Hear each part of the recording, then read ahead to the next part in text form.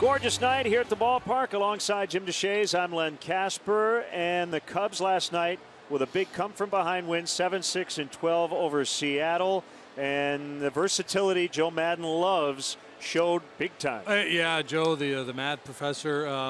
Well, he's got a short bench. He's carrying 4 bench players, so that makes it a little bit interesting to begin with. Then you get into a long extra inning game, and it calls for some creativity.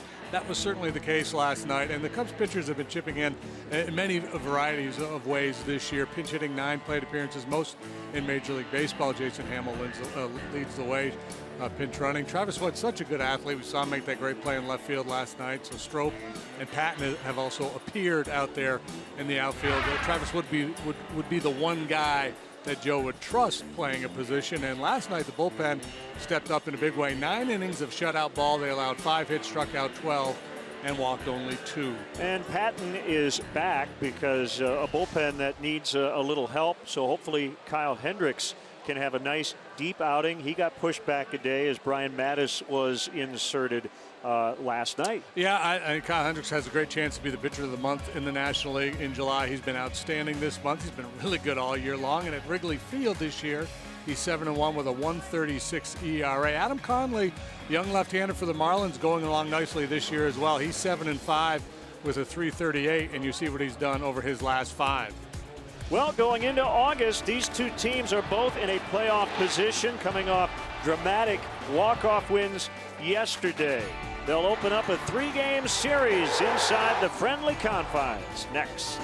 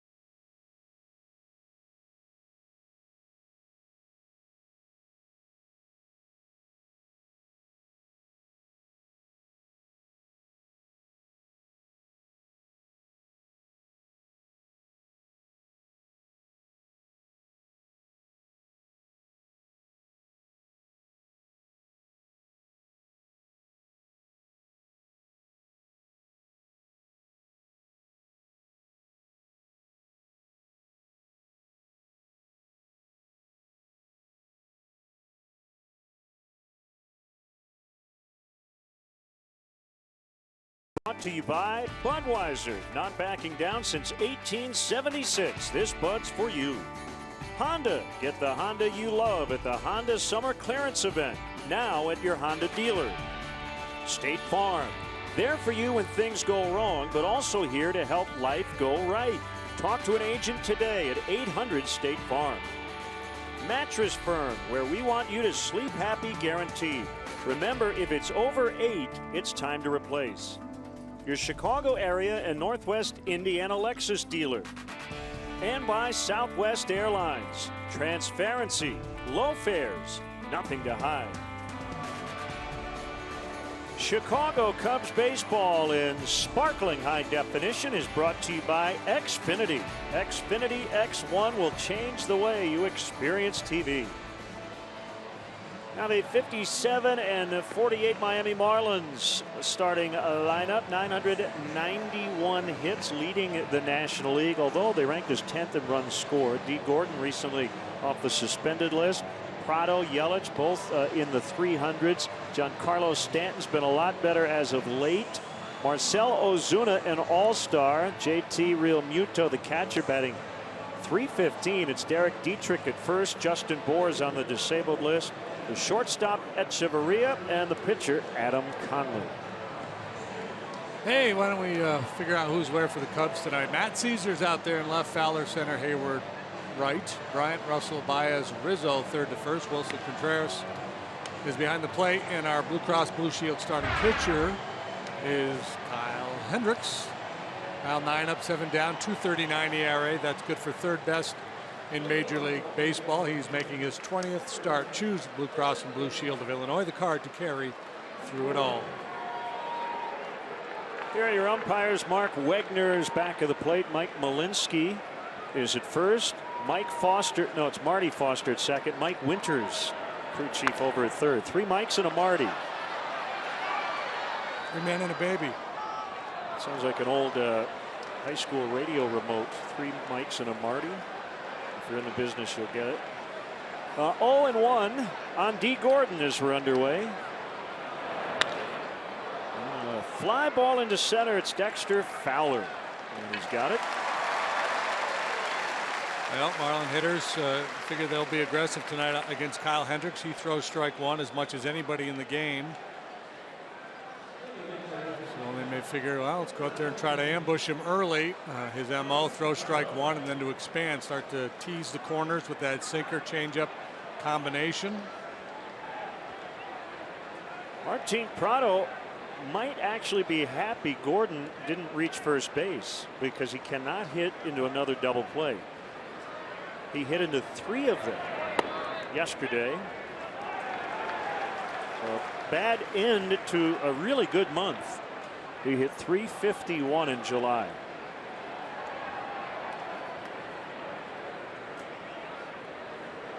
Hendricks with an 0-1. Didn't miss by much. A great return throw by Contreras.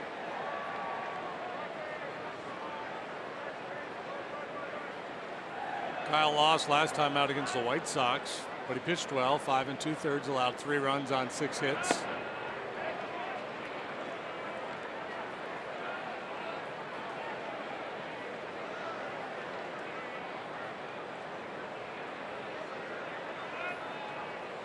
Righty to righty in the 2-1. Softly lined foul and out of play. Beautiful night, 77 degrees. A little breeze off the lake. 5 miles an hour.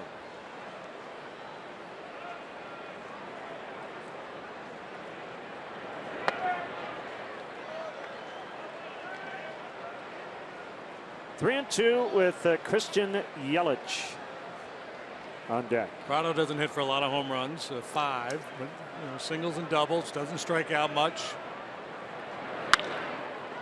Out into right center, coming on is Jason Hayward, and he's got it. So 2 outs, and it's Yelich, who has hit in all 9 career games in this ballpark at a .400 clip with 3 home runs. Marlins beat the Cubs 3 out of 4 in Miami in June.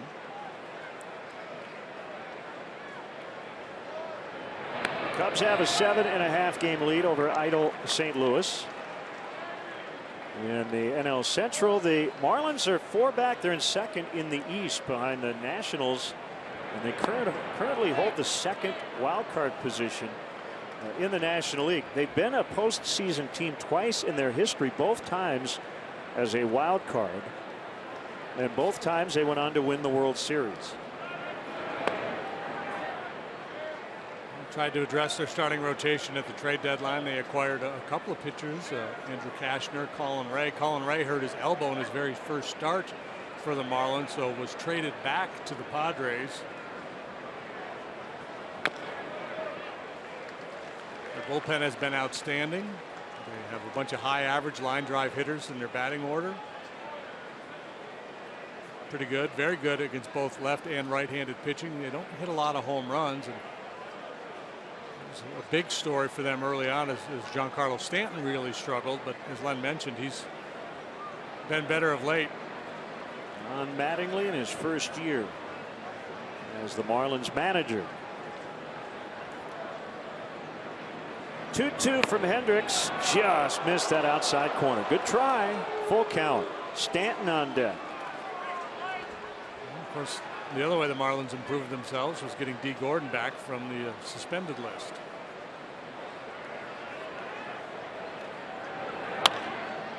On the ground, Baez, the scoop, and that's the inning. 1, 2, 3, go to Fish. Cubs coming up.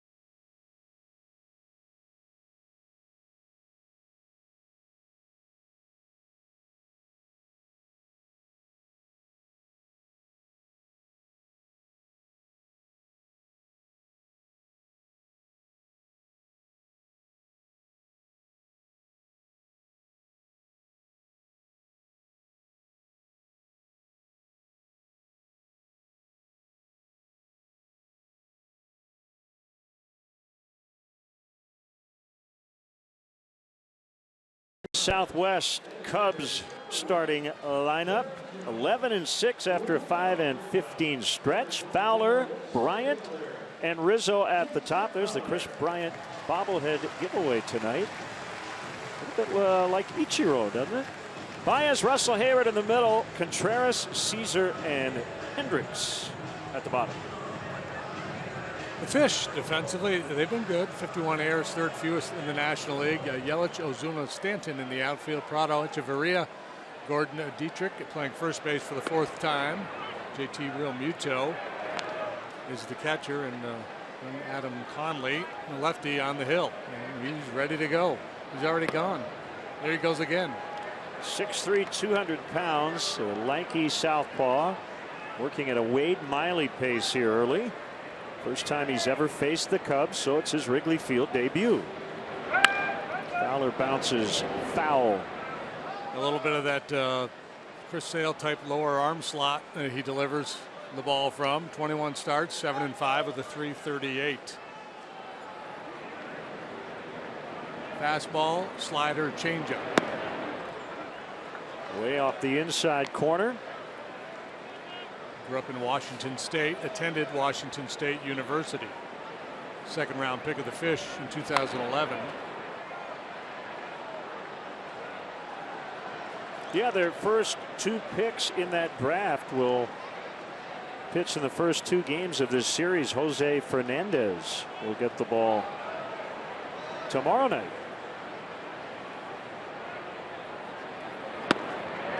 Inside. 2-2, Bryant and then Rizzo for the Cubs.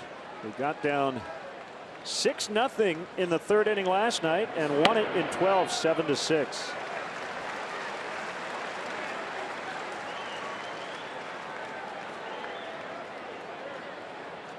(3-2) to Fowler. He walked in.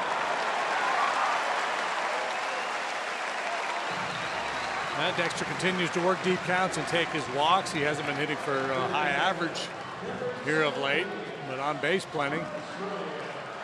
So you know what the Cubs did last night? They won in extra innings in dramatic fashion. In the process, they snapped a 371 game losing streak when trailing by 3 in the 9th inning. It was their first such win, according to Elias, since September 18th, 2008. 7-6, 12-inning win against the Milwaukee Brewers. So we go from the Mariners to the Marlins. 1-1 on Bryant.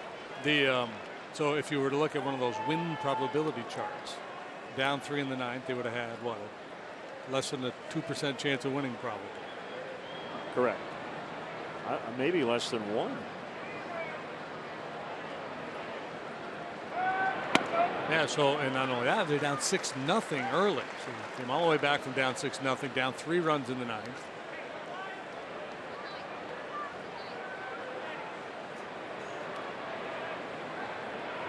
Back.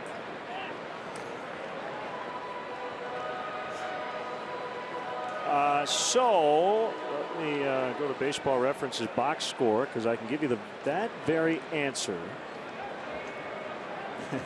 When Bryant struck out to start the bottom of the 9th, 1 out, bottom 9, down 6-3.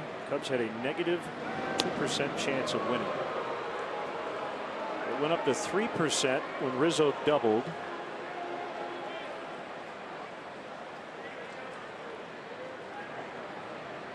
Yeah, so they basically had no chance to win, and they did. On the inside corner, according to Wegner. It's Chris Bryant bobblehead night here, so expect him to do something big. It's a pitcher's night. The wind is blowing in. Towering fly ball to left. You want to read a promo before Yelich catches it?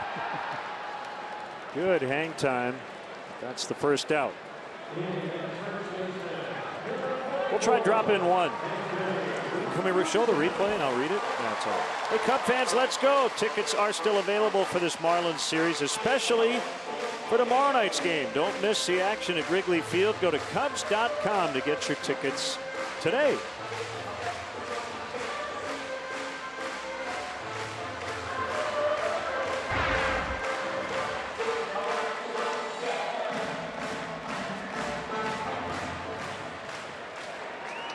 So it's Rizzo, 1 RBI off the National League lead. Jay Bruce has 80. He'll take those RBIs to the Mets. I think Phil Rogers tweeted recently that Bruce is the first RBI league leader to be traded. I did not see that. Interesting note. Bounced foul. The Cubs made a deal to help their bullpen as they acquired Joe Smith. More on that a little later. There's been a bit of an exodus from the NL Central, with LaCroix leaving for Texas. Mark Melanson, of course, going to the Nationals the other day. Francisco Liriano is now a Blue Jay.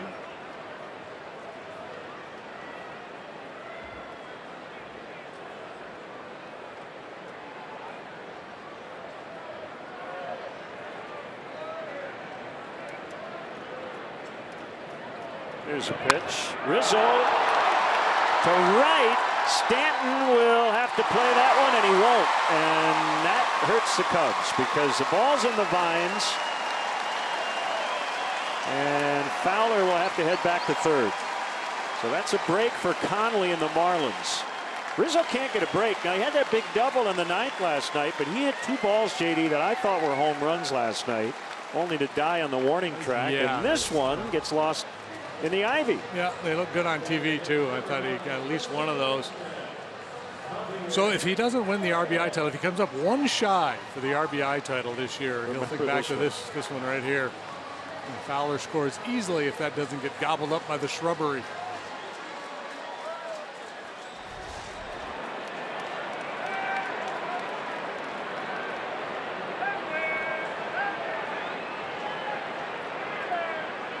Infield back as Baez pops it up.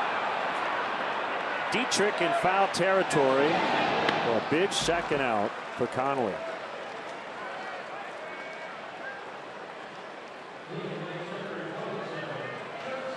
Conley will get a fair number of outs in the air. Not really a ground ball type pitcher. Likes to throw that back foot slider to the right-handed hitters. Top out 95, 96, but you're usually going to see him more 92-ish. So with Baez popping up, chance for Addy to pick up his keystone combination made here with 2 outs. Do a little something heroic, get Baez off the hook. Pitch to Russell is off the inside corner thanks to Dan Roan. Hosting the leadoff man tonight from left field. Great shot from the left field bleachers. In the air, but hooked way foul. As we'll check in on the Lexus run predictor with 2 outs. Even though you've got 2 in scoring position. Pretty low percentage play here. Brought to you by your Chicago area and Northwest Indiana Lexus dealer. 23% chance for the Cubs, and Russell's a .240 hitter. So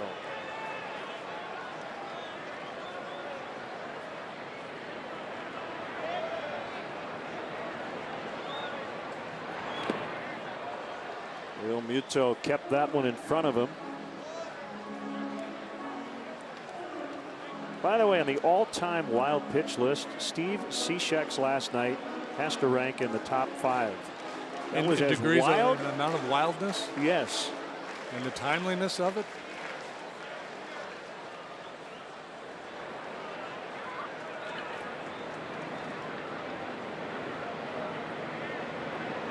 Two-1 is fouled into the upper deck. Nice barehanded play by a fan in the front row.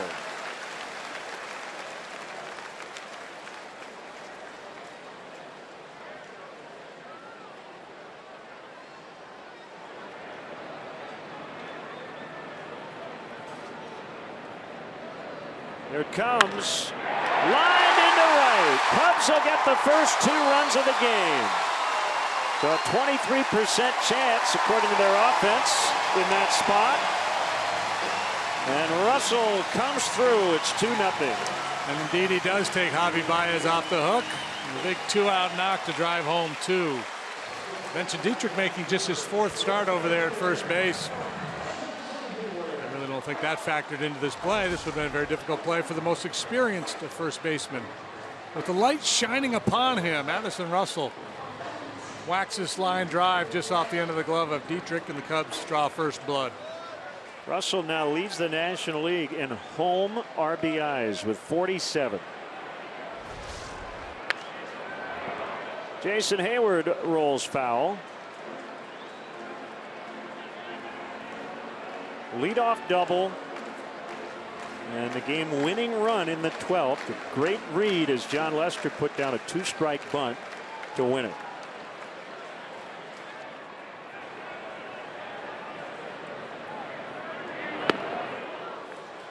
Nothing in 2.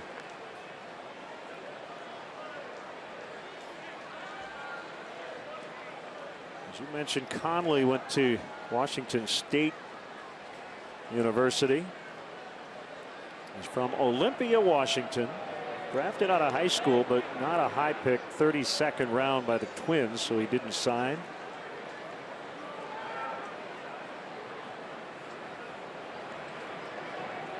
Made his major league debut last year.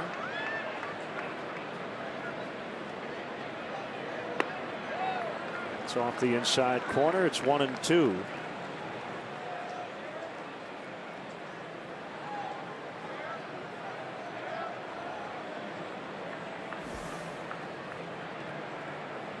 A little bit like the natural. This 725 or so light base hit to the opposite way by Hayward.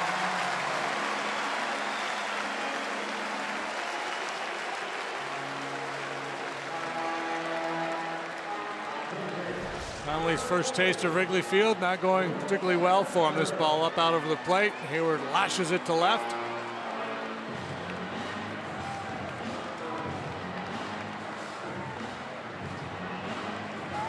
Third hit of the inning, and Juan Nieves, the Marlins pitching coach, out for an early visit.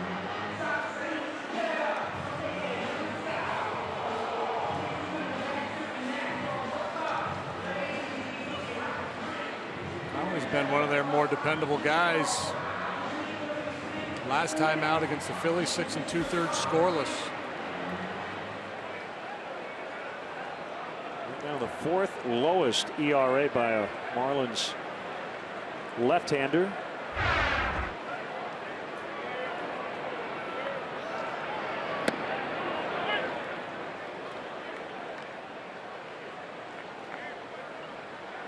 He has had 7 starts this year in which he's allowed no runs. He got pulled in a no-hitter earlier this year due to his pitch count in Milwaukee in the 8th inning. 1-1 on Wilson Contreras. That was the change up there, I believe. Kind of telegraphed it, really slowed down his arm action.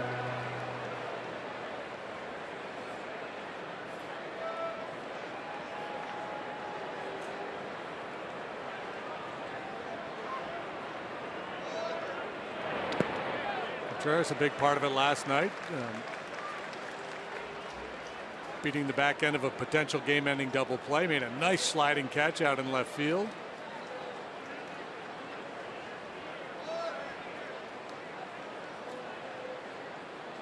Bat has cooled off after a hot start, but as you said, a couple of big things last night to help his team win.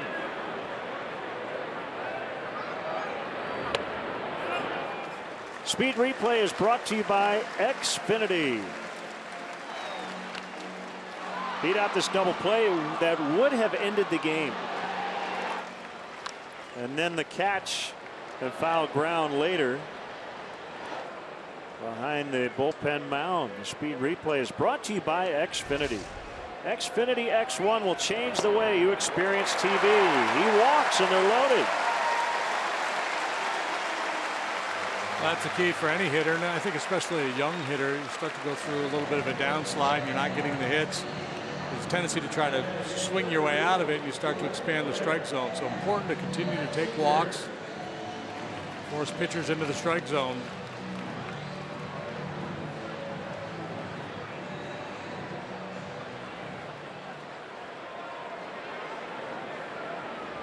Caesar, who actually faced Conley in 2013 in the Double-A Southern League All-Star game. We always talk about major league batter-pitcher matchups, but on occasion you'll go, oh, I faced that guy a couple years ago when we were in the minors. Fouled out of play.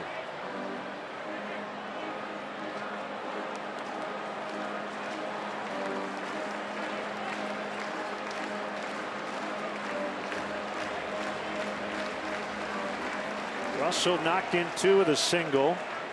Hayward followed that with a base hit. Contreras walked.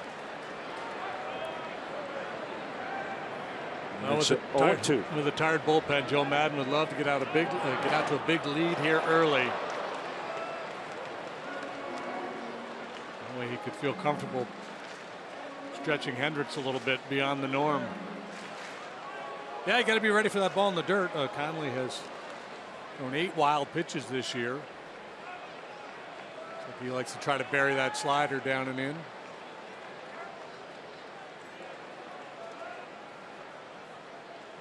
Real Muto, the catcher, a former infielder, has very good hands, but sometimes the technique is lacking back there in terms of blocking balls.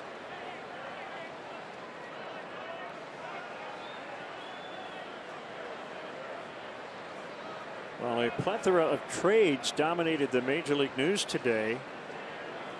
There's a big injury story out of St. Louis. Aledmys Diaz has a hairline fracture in his right thumb after getting hit by a pitch in that game yesterday as Caesar strikes out. So he's going to be out a while. That could affect that playoff race. It's 2-0 Cubs after 1.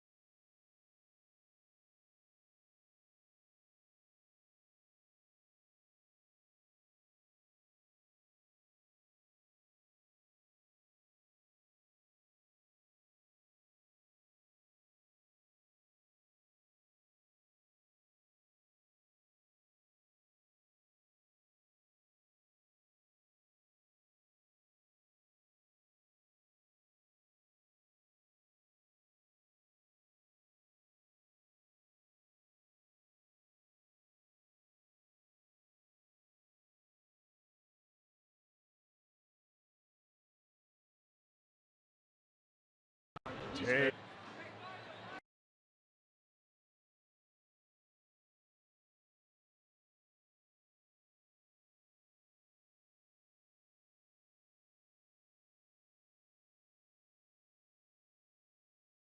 me out to the ball game. Take me out with the crowd. Oh, you gotta love the unintentional harmony. Peanuts and Stay tuned for the 7th inning stretch tonight, brought to you by Budweiser. If you'd like to sing the stretch here at Wrigley, you can upload your video at 7thinningstretchcontest.com or buy tickets for the next Bud Friday in the bleachers. You can try out like those two fellas did. Not backing down since 1876. This Bud's for you.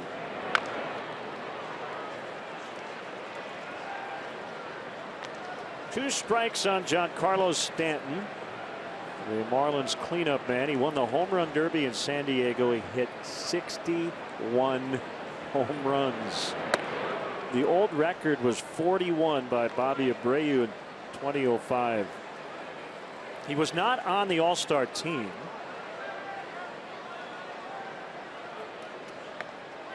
And he just struck out looking.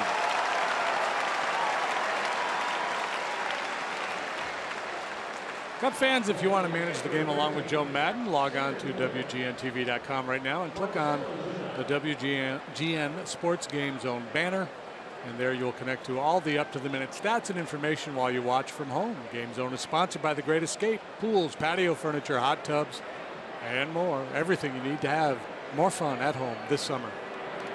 This guy was an all-star, Marcell Ozuna, on a line drive base hit. Marlins' first hit of the night. Yeah, he may be the best player a lot of folks don't know anything about, even though he was an all-star. Young player on the rise. Absolutely wears out left-handed pitching. He holds his own against righties, hits for power. We'll bring up the catcher, Real Muto. So that Aledmys Diaz injury could be significant. You got a whole thumb thing going on over there. Shortstops and the thumb injuries, yeah. Cardinals are one back of Miami for the second wild card spot and 7.5 behind the Cubs in the Central.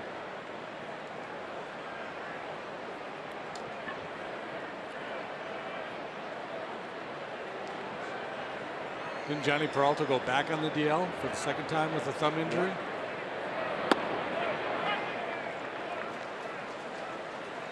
1-1. Does that mean Jed Jerko slides over and plays shortstop on a regular basis?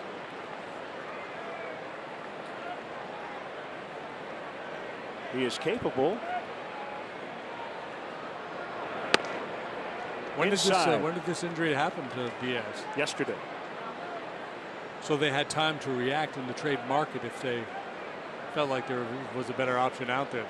I mean, they didn't have a lot of time. Although I don't think Peralta's going to be out much longer. I think he's going to play short when he comes back. Sure.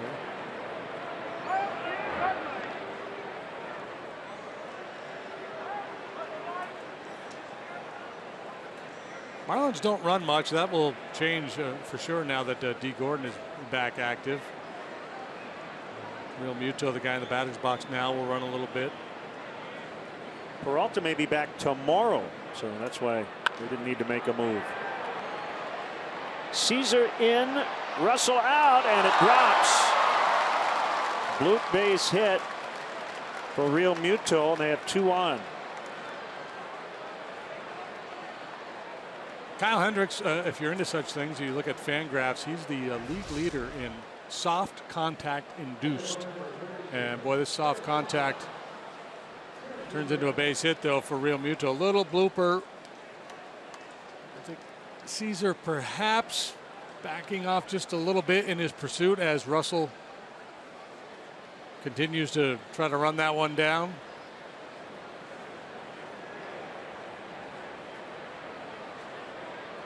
Now Dietrich filling in for Justin Bohr, who's on the DL with an ankle injury. They originally thought he might be back from the DL tonight. That is not the case. Not sure if we'll see him in this series or not.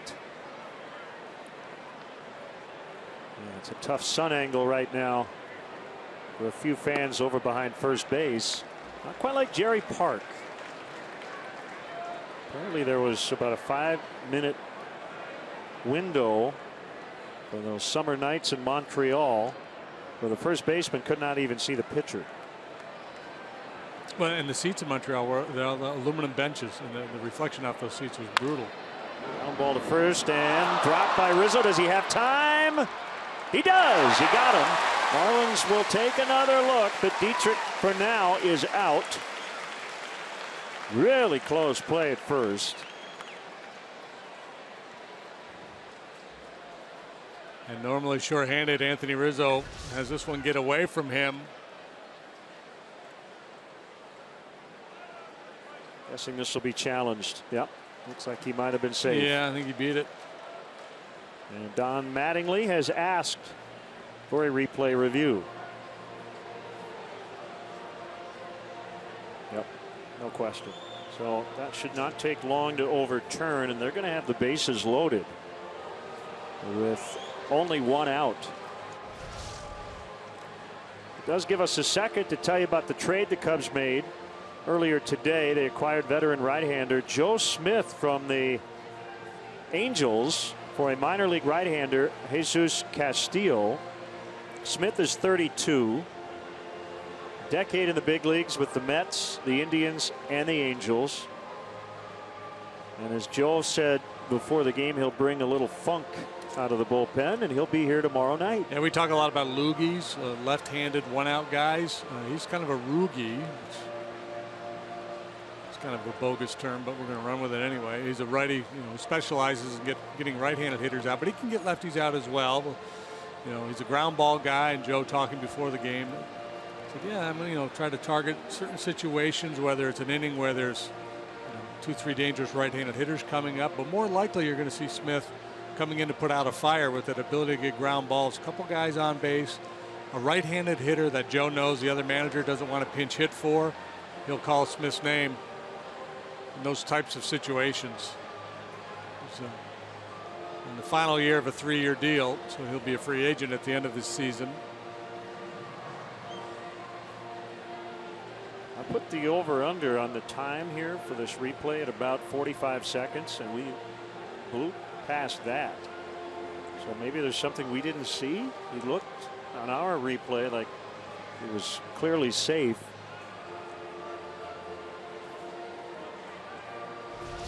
He didn't miss the bag, did he? No. Let's see. It's a little blurry, but yeah, it's a little murky there. When he's a step or two before the base and Anthony's getting ready to unload, it looked like he was going to beat it easily. And then hard to outrun the ball, so a little closer than maybe we anticipated. But again, I'm with you. I thought they would overturn this one fairly quickly, but we'll wait and see. Dietrich with the game winner for the Marlins yesterday. Done a real nice job for them, filling in for D. Gordon while he was suspended.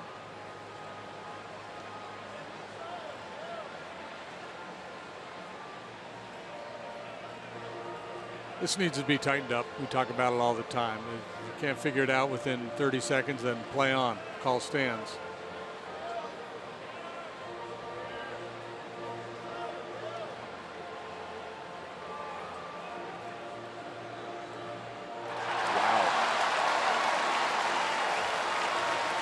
All righty then.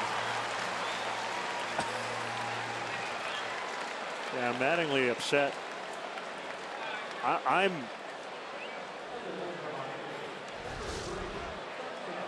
see Rizzo's reaction. Wow. Yeah, right. Exactly. My thoughts exactly, Anthony.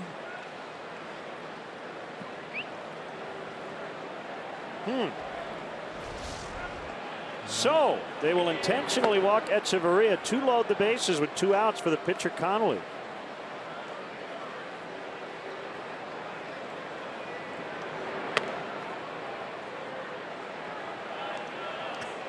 Rizzo over talking with Mike Molinsky at first base, probably saying, so how is that not reversed? Thank you. Yeah, he's probably saying, yeah, you nailed it, man. You got it. I knew it all the way.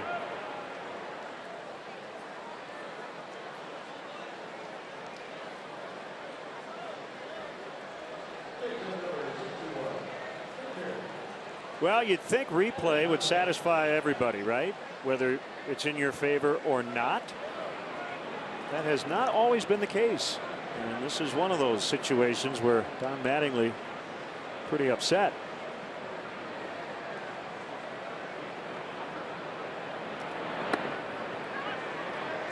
Strike on Conley.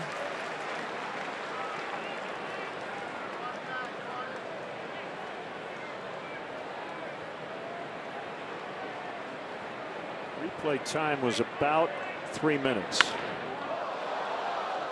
Late swing and line shot foul out of play.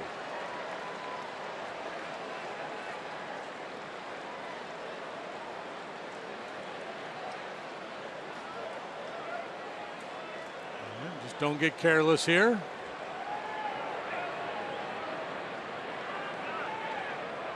Danny Duffy of the Royals has a no-hitter through 6. He has struck out 12 thus far.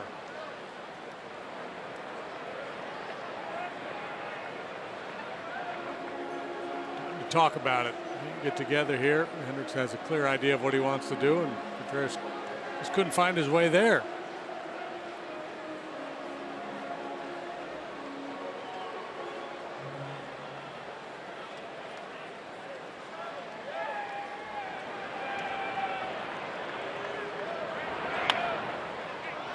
Charged by Russell. He's going to barehand it and throw to first in time to end the inning as the Marlins lead the bases loaded. Cubs 2, Miami nothing early.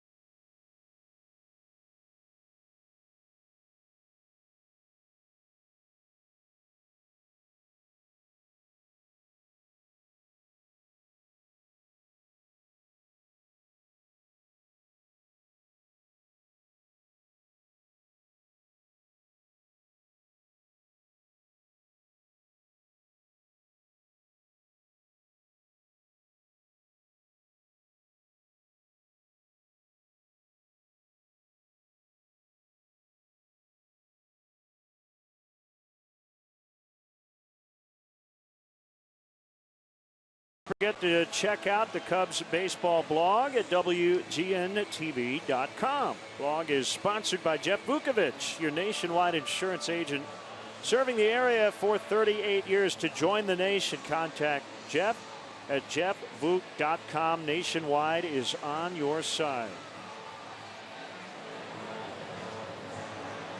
Kyle Hendricks will lead off for the Cubs here in the bottom of the second. He's got a 2-0 lead. A nice play by Addison Russell to end the inning, but the play he probably did not have to make barehanded. That's a high-risk play, and he had the pitcher going down the line, so I wouldn't be surprised if Gary Jones or somebody's in his ear over there in the dugout. And remember who you got running.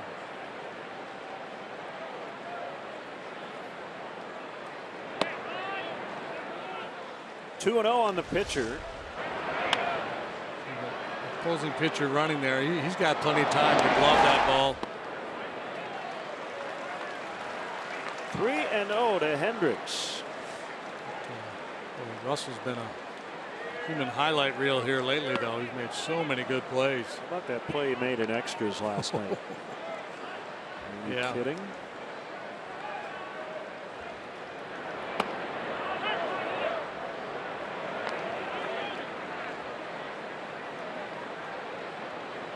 Full count as Conley delivers ball 4.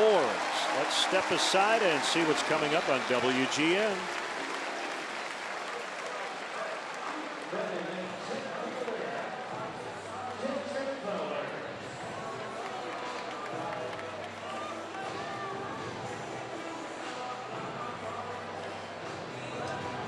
Gorgeous night here at Wrigley Field.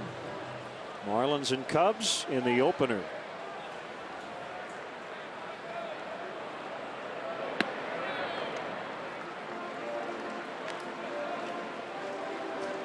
Fowler walked and scored in the first. And a lot of viewers ask us about Conley's on-base percentage when he came up in the first. His batting average is .081, his on-base .079. So it's accurate. It's not a mistake. He has not walked this year, and he has one sacrifice fly.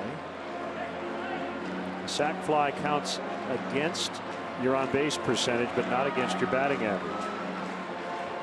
It is a unique circumstance, but it is possible to have a higher batting average than an on-base percentage. And I like the reason why. Sac fly, you're not like a sac bunt where you're giving up the at-bat. You did make an out. So you are trying to reach base, and you failed. Whereas a sac bunt, you're not really trying to reach base. You're trying to move the runner up. That's why that does not count against your on-base. There's a very deep argument to be made that you could consider the sacrifice fly. You know, if a hitter takes a certain approach in a certain situation, but it would be very difficult to parse that, to determine what a player's intent was. Right. I guess the point is, if you're hitting a sac fly, you're swinging away, which you'd rather have a hit than a sac fly, right? Why wouldn't you? So why would you try for a sac fly? You might want to put the ball in. Well, I think you take a certain approach given certain situations where you're more likely to hit the ball in the air. But yeah, you're not giving yourself up.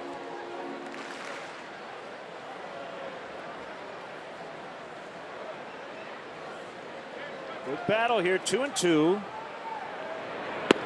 Make it full. Kind of like you could make a case for giving a guy a sacrifice if he punches a little ground ball to the right side to advance a base runner from second to third. To see Vince Vaughn in the ballpark tonight.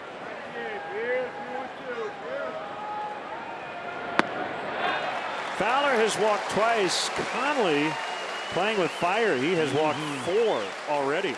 It'll be an early bullpen night for the Marlins if he doesn't get it turned around. Join the Cubs for their annual Scout Night. It happens Tuesday, August 9th. Cubs are offering specially priced tickets to scouts as well as their families and friends to watch the Cubs host the Los Angeles Angels. All participants will receive a Cubs-themed scout patch. For more information, visit Cubs.com/special group nights. Johnny Mattingly, he's trying to earn his patience badge here tonight. Between that call at first and his starting pitcher having a hard time finding the zone. Cubs really made Felix Hernandez work in the ball game last night. Another reason why they were able to come back, they got into their bullpen fairly early. As Felix only went 5 innings, he walked 5. Yeah, this is early season Cubs. Very patient, working walks. And a lot of it is, of course, the function of the pitcher and his approach. The guys that have had success against the Cubs have been very aggressive. You see where Connolly coming into this ballpark for the first time against his lineup with so much firepower would be tentative. Generally, that plan does not work. If you don't get ahead, you're asking for trouble. A 36 pitch first. He's made 16 and has not recorded an out so far in the second. Broken bat. One hopper. It was not caught, and they will turn 2.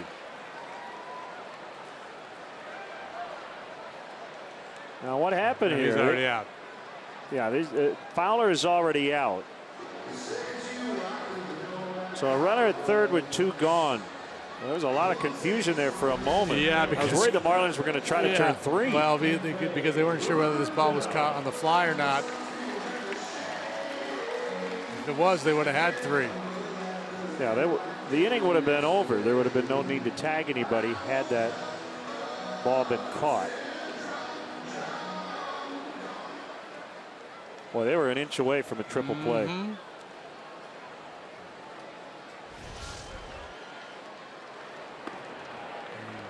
Connolly just like that after the 2 walks, a chance to get out of this jam.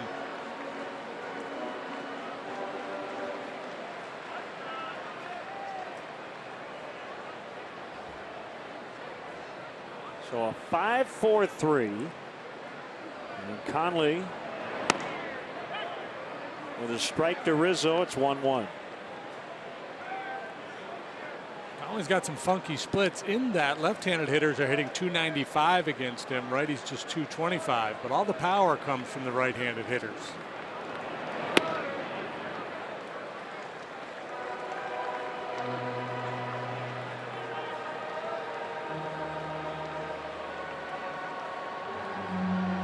He's allowed 10 home runs this year, and they've all been hit by right-handers.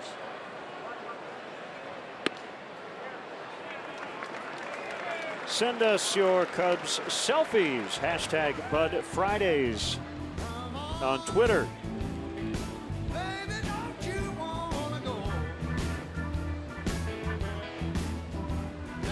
You ready for that ball in the dirt?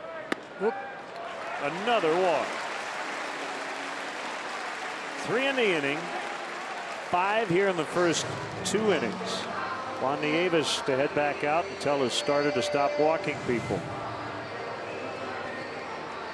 Billy's getting mad.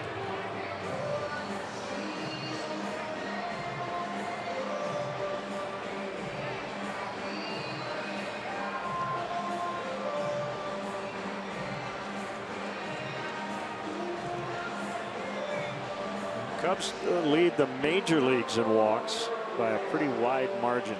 They were on a record pace earlier in the year. I don't know if they still are or not. Anthony has dropped off some in that department lately. They started the night 31 walks ahead of the rest of the field. 2 teams with at least 400 walks, the Cubs and the Blue Jays. First and third for Baez, who did not score during a 3-walk inning. Baez 347 since the All-Star break. Big numbers against left-handed pitching.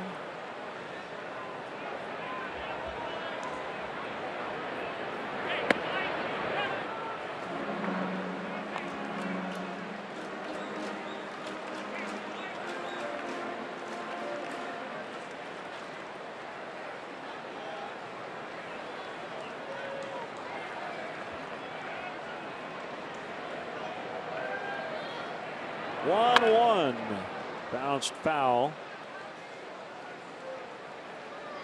1-2. You don't want to do a guy like Conley who's having a hard time finding the zone here tonight. Don't do him any favors. You see the splits on Javi and OPS up over 1,000. 363 the batting average against Southpaws.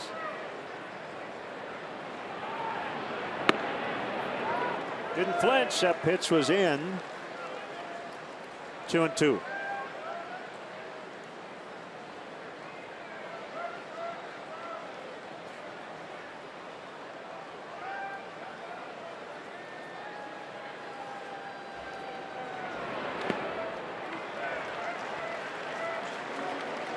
I am not a gambling man, but I've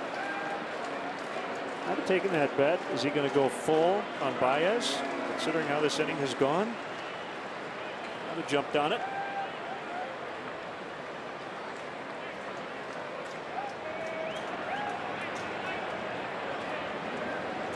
Rizzo goes on the 3-2, and that ball hammered foul and out of play. I just don't think Conley's comfortable with his changeup yet. That was a slider, and it was up a little bit, but in. And Baez couldn't keep it fair. I think, normally, and I have not seen this kid pitch, but I'm just looking at his pitch usage. You could probably use that changeup a little bit more. This might be a time he would go to it, but I don't know that Muto's comfortable calling it here. Another 3-2, and he struck him out. Was it a change? I think it was a slide ball. Slider, okay. So Conley found a way out of it. 2-0 Cubs.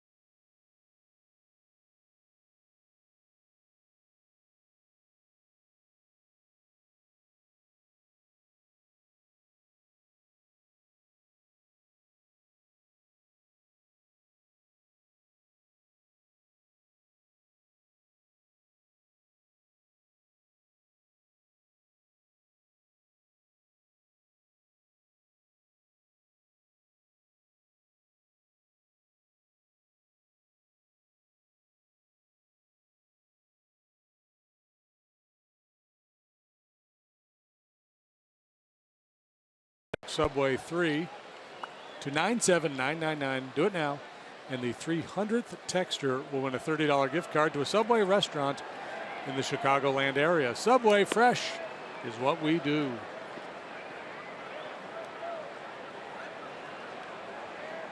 Marlins batting here in the third inning.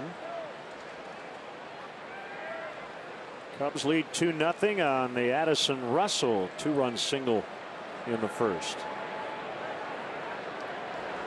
D. Gordon recently back from an 80-game PED suspension, which started in late April.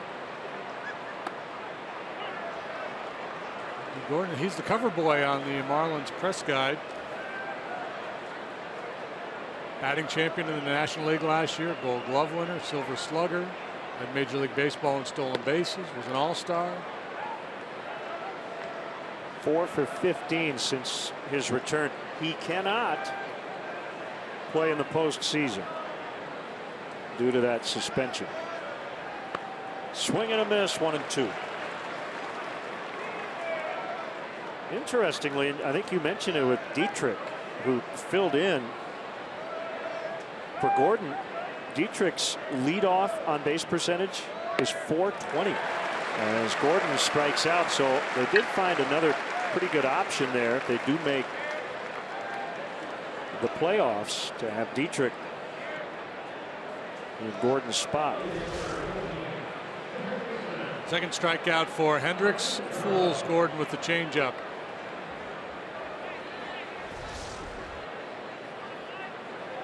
One of the most effective pitches in the game, the Kyle Hendricks change. Prado ranking in the top 5 in the majors in batting average, coming in at .324. And he dropped one notch to .323.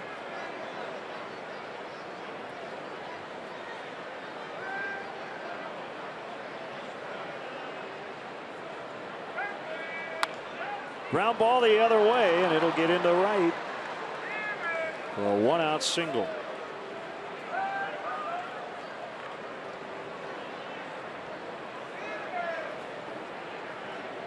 On a Wednesday, August 10th, the Cubs take on the Angels. First pitch 7:05, and up to the first 10,000 early arriving fans will receive a Cubs Everything pouch presented by Olivet Nazarene University. To purchase tickets, visit Cubs.com. Everything you ever wanted to put in a pouch. Zobrist went there. Yeah, he did. He's not in the lineup tonight. He's heating up again.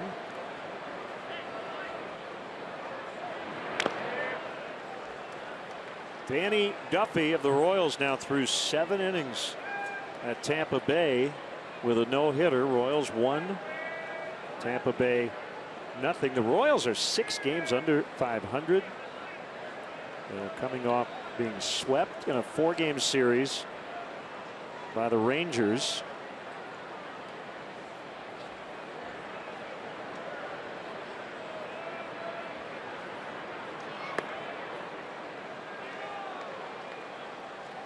One ball, one strike on Yelich. Yeah, the Indians got better too. They got Andrew Miller from the Yankees to go along with that outstanding rotation. Very good offensive club. That's a heck of a team Cleveland has. This Marlin outfield, the most productive in terms of OPS, the most productive in all of baseball. They're young, they're talented. Yelich, Ozuna, and Stanton.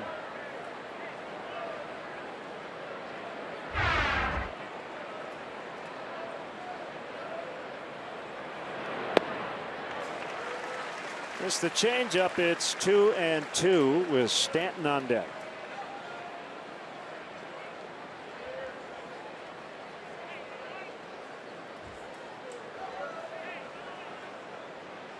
Yelich, a double play candidate, hits it on the ground a lot.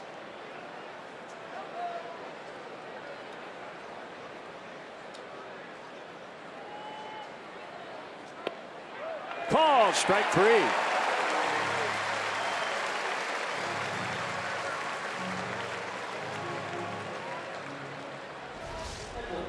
A little backdoor breaking ball here. A little different wrinkle from Hendricks. Deep in the count to go to the breaking pitch. Perfectly placed. At least from his point of view and the home plate umpires, Yelich didn't like it so much. This outfield has been so good. And we haven't even mentioned Ichiro yet. He's hitting .323 as a part-time player. He's 2 hits away from 3,000. A lot of extra media here for this 3-game series.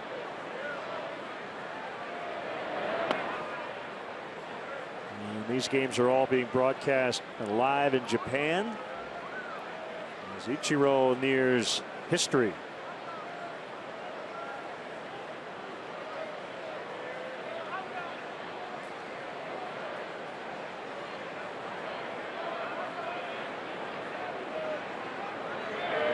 Swing and a miss, 1-2. The only visiting player in the history of this ballpark to get his 3,000th hit. Stan Musial, May 13th, 1958. He doubled off Mo Drabowski.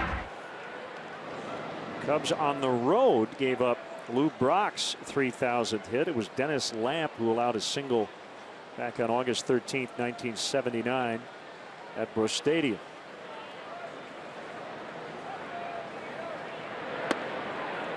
So they just completed a 10-game homestand, and I think he was like, what, 2 out of 17 or something on the homestand.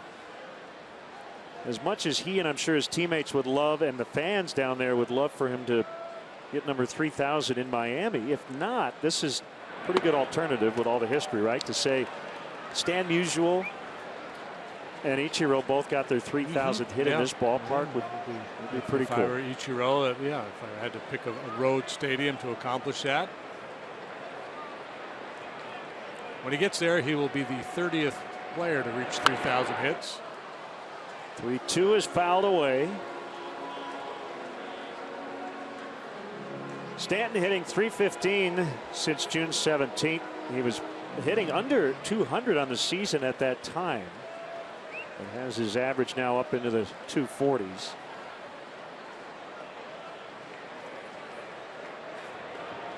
Prado on the move with 2 outs. We'll try it again.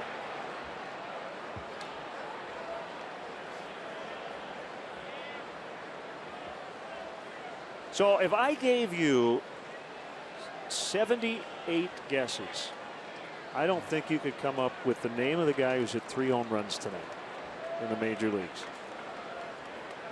Max Kepler.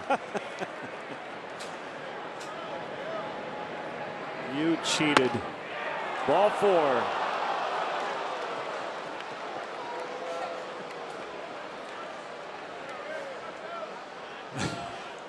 Really? Everybody knows Max Kepler was due to break out. Tell me the Max Kepler story. Oh, he's hit 3 home runs tonight. That's the story. I thought he worked here at the ballpark. He's a Minnesota Twin. I should have asked you that. Who does he play for?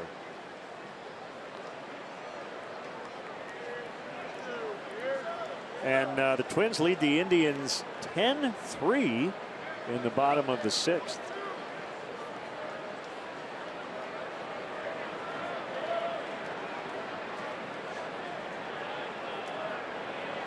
In all fairness, if you had given me 78 guesses, I would not have gotten it unless somebody had whispered it in my ear like they did with you.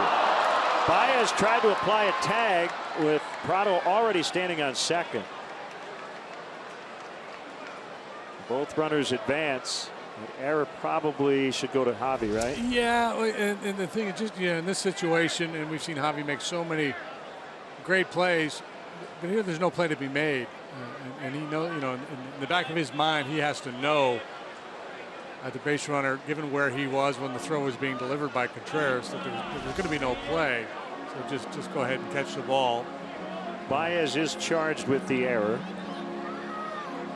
Problem now is you've got the tying runs in scoring position as Chris Bosio's out. Yeah, and Contreras, a young guy, he's got a strong arm, and typically catchers with strong arms like to try to make plays with their arm, and young guys probably a little more aggressive than they need to be in certain situations. So he's coming out of there, and right there at that point, once he doesn't get the grip initially, why bother? No need to make that throw, and no need to try to make the tag that Javi tried to make. Hendricks with the 1-0 and a ground ball to third. Knocked down by Bryant. He's got time to recover, and he gets his man, and that will end the inning. It's still 2-zip Cubs in the third.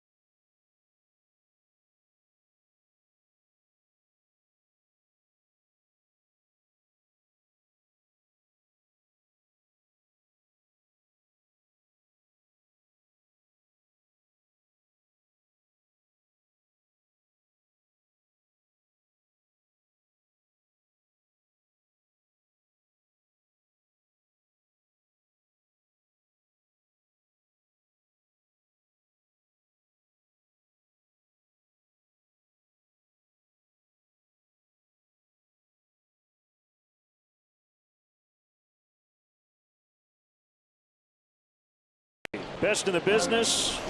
Game number 2,400 in a row. He has worked here at Wrigley Field, and he will conduct the 7th inning stretch tonight.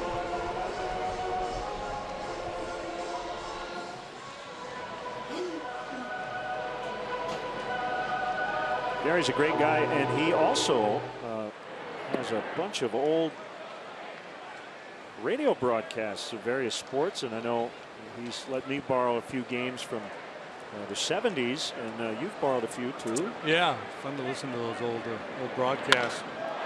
Russell in the air out in the deep left center. Ozuna on the warning track will haul it in. So Addison has had a nice night at the plate. The 2-run single in the first. A hard hit out to start the third.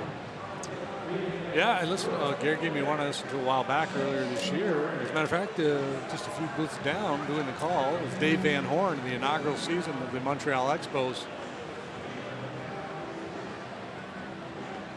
Expos Pirates game from 1969.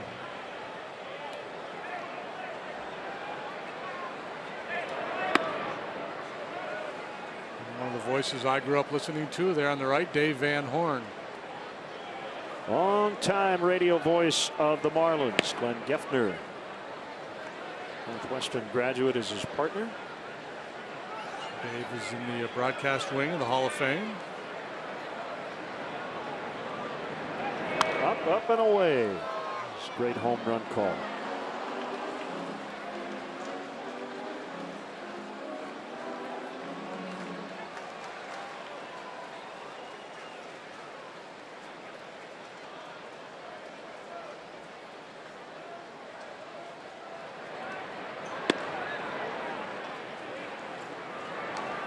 Two balls, 2 strikes to Hayward.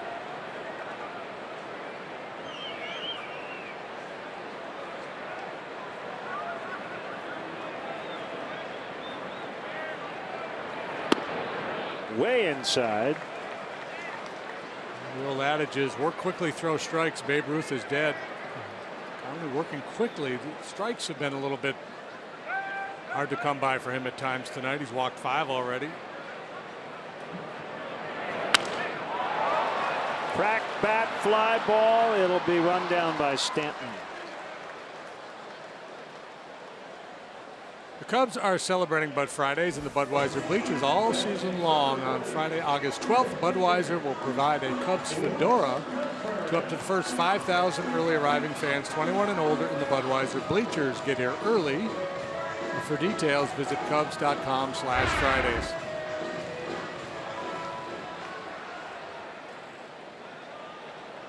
Contreras walked in the first inning.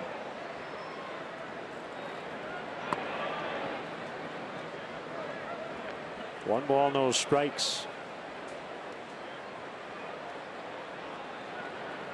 Who do you think of when you think of fedoras?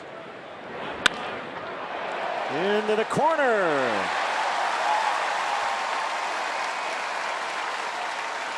Contreras will stop at second. He's got a double. The answer, Wilson Contreras. Fedora wearing, line drive, hitting, fool. I think, you want me to answer the question? Mike Brito. Mike Brito. It's a great answer. Right, the Dodger guy who always used to be behind home plate. Fernando was doing his thing, and the Dodgers were in the playoffs all the time. Right? Cigar, Panama hat, radar gun. Who were you thinking? I was thinking of Bear Bryant. Okay.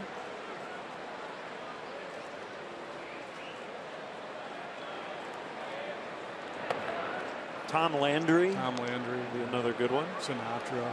Jimmy Durante could really wear a fedora. Max Kepler. I think he leads the majors in home runs since late June. Yeah, I was just looking him up, and we're having some fun with him, but he's 23 years old. 14 home runs already this year.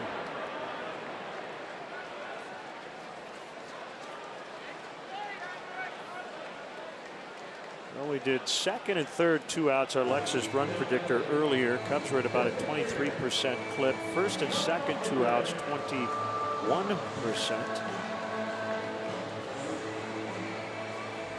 with Kyle up there.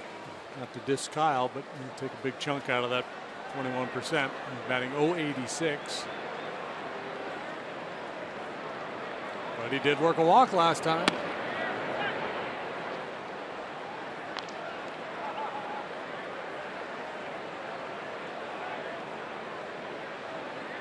Solid base hit to the outfield. Even with 2 outs, it might be tough to score Contreras because the outfielders are really shallow.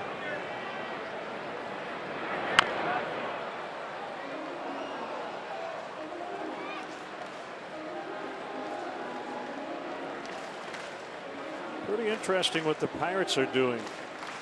Trading away Mark Melancon, Francisco Liriano. They've got some young pitchers they'd like to look at, and they stay in the wild card race over the final couple of months.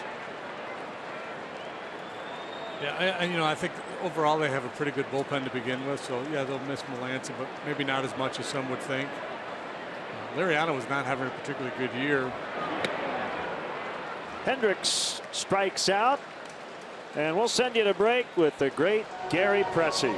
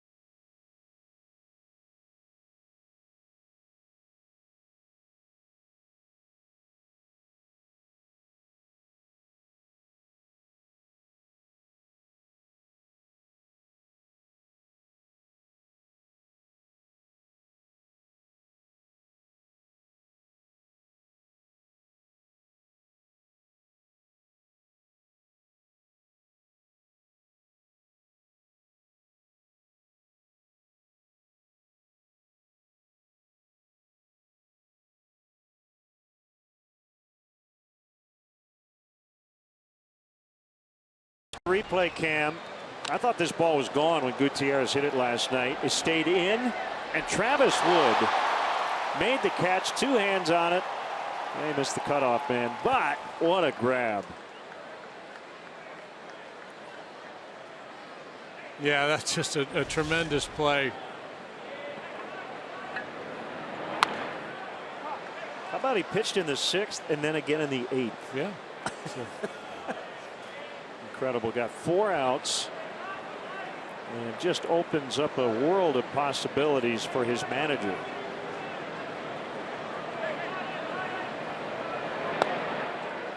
Realmuto, 1 ball, 1 strike. 4th inning, Cubs lead 2-0. Gorgeous night here in Chicago.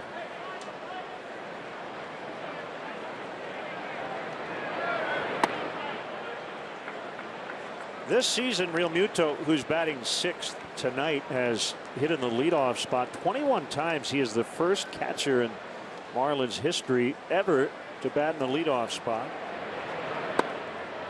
Yeah, he's a very good athlete. He can run.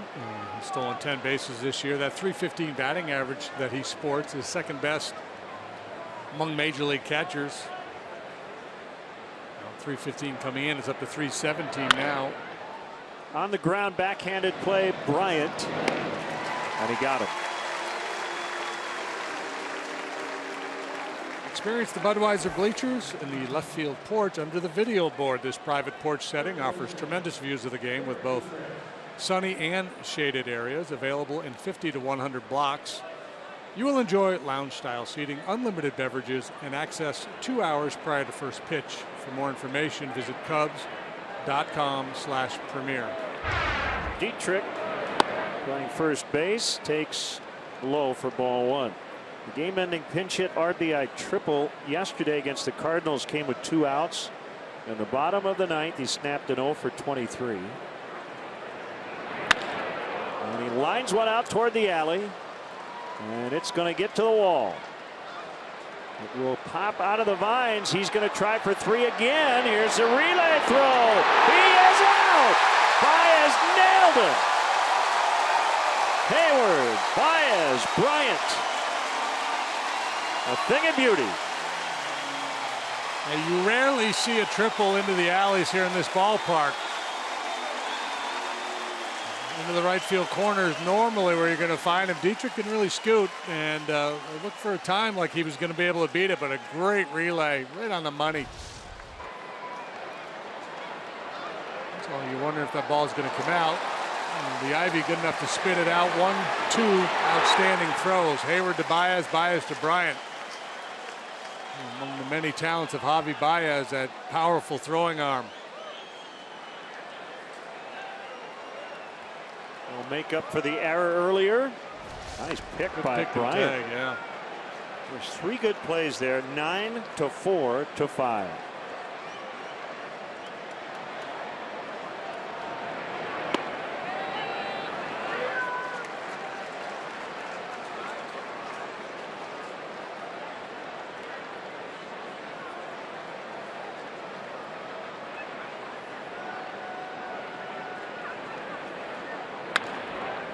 Roll to Russell. He's up with it. Inning over. Still 2-0 Cubs in the 4th.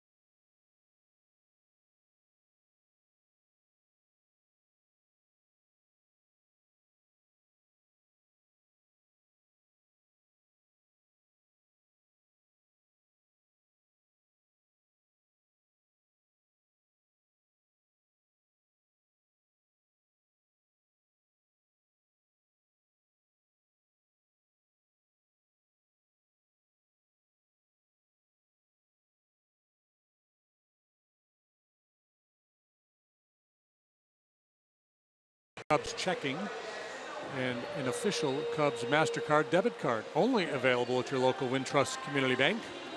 Go to wintrust.com/Cubs to learn more. Member FDIC.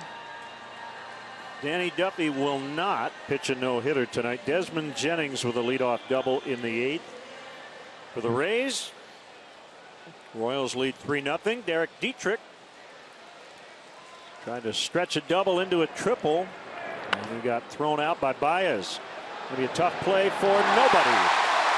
As Prado and Echeverria were in the area, but I don't think they had a legitimate chance anyway. They get Fowler, who picks up an infield single. That best shot probably Echeverria. Prado tried to make the play on it because that's what third basemen are taught to do. If you can get it, go for it. But the angle of pursuit he had, there's no way he gets turned around in time to throw out Fowler. And yeah, I'm with you. I don't think Echeverria does either. So 2 walks and an infield knock for Dexter tonight. Dietrich's play not a bad decision with 1 out to try to get to third base. Just 2 great throws to nail him. Stanton in to get Bryant. The Cubs are introducing a game-changing new premier experience at Wrigley Field with seats featuring prime views and access to an exclusive club and first-class amenities. And this will allow fans to enjoy Cubs baseball in a whole new way. Visit CubsPremier.com to join the Premier Client Priority List.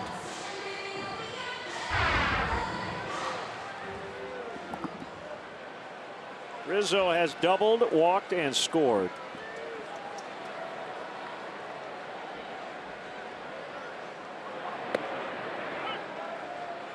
And he takes a strike.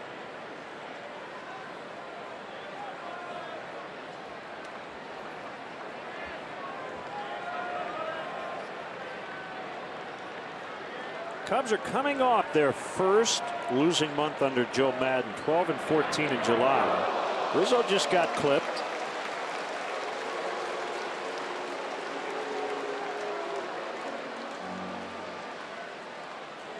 Howley with at least 2 base runners in every inning so far here tonight.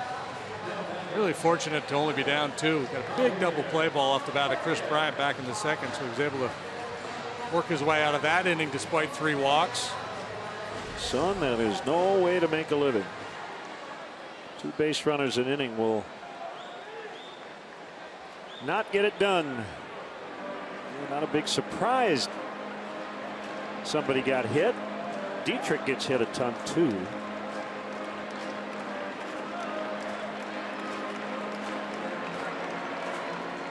Baez has fouled out and struck out. He's in the cleanup spot tonight.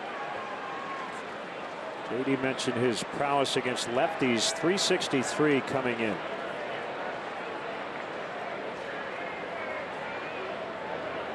That's the 11th hit by pitch by Conley this year. He may be the league leader in that department.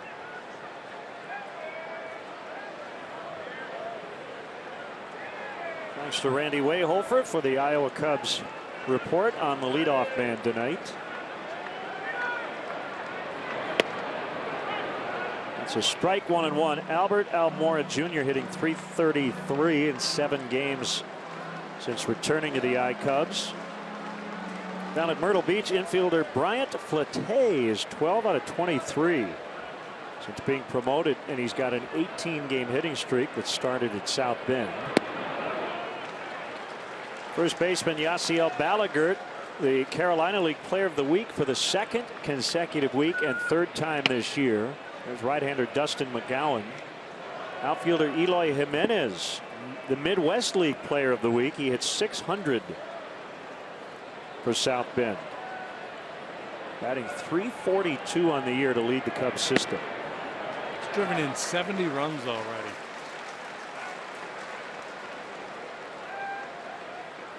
If he stays there all year, he might end up setting a league record. Who knows?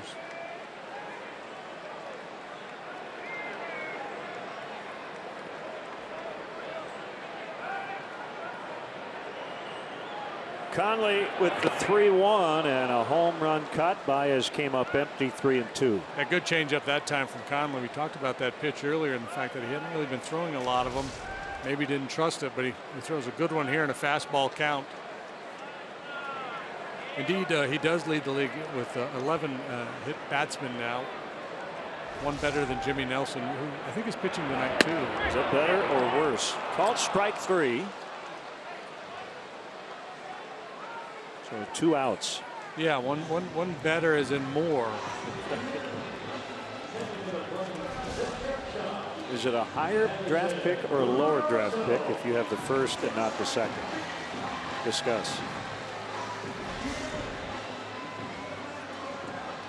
Russell.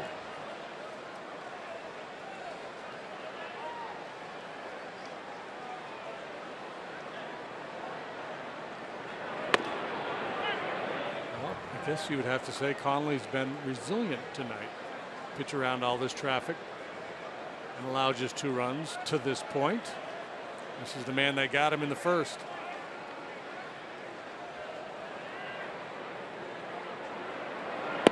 Yeah, the amount of base runners, what is it, 12? 5 hits, 6 walks, and a hit batter. And we're in the 4th inning. Over under 6 runs and an early exit. He has found a way to keep his team in it for now.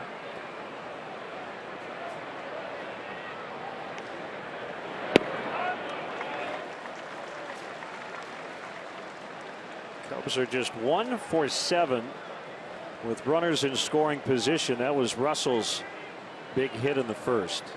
I'm telling you, he's the type of hitter or pitcher, excuse me, that's going to break some bats with that angle. The way he runs the ball in on the hands of the right-handed hitters. Way up in the air, shallow left field. Echeverria out from the shortstop position, and that's that. Cubs have left a bunch on base, multiple runners each inning.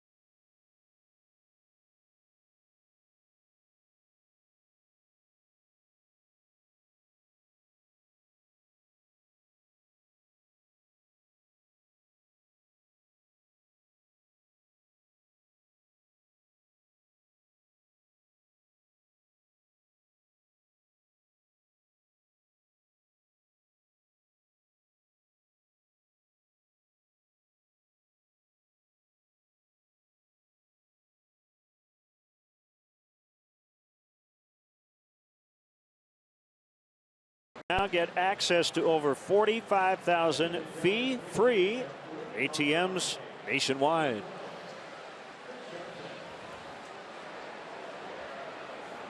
The Cubs have stranded 9 through 4 innings. Marlins have left 5 on base. And the pinch hitter is Chris Johnson for Conley. Pitch count got him.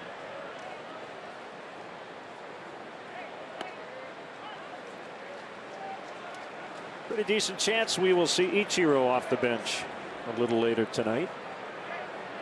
And Mattingly did not want to use him this early.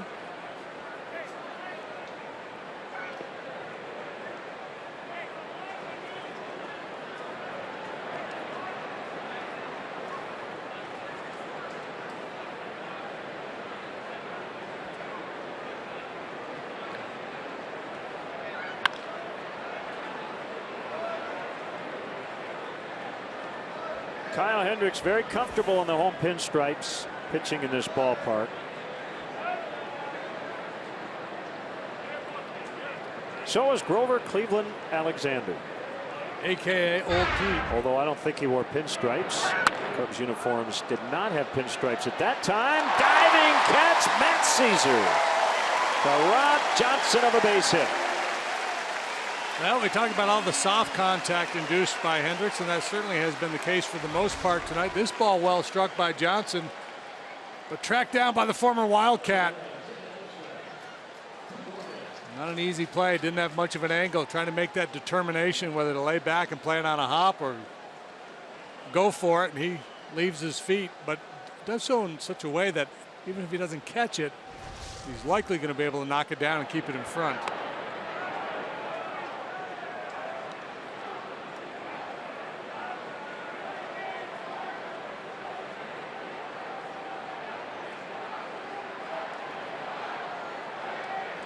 Bryant way in at third. Gordon takes strike one, 1-1.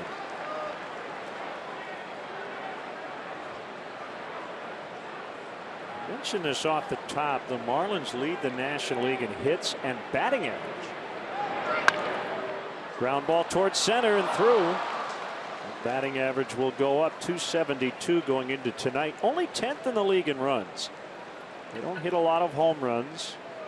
They don't steal a lot of bases, although that guy missing half a year, certainly a factor.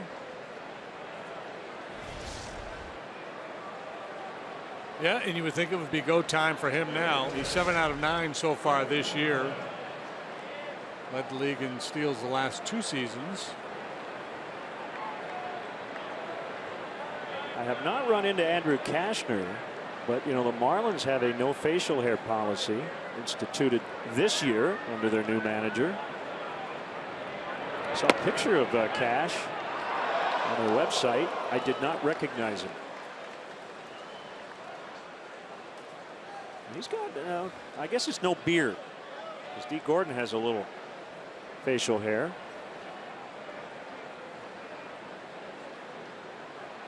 Ball just got out of the Miami bullpen, and there it is, rolling across your screen.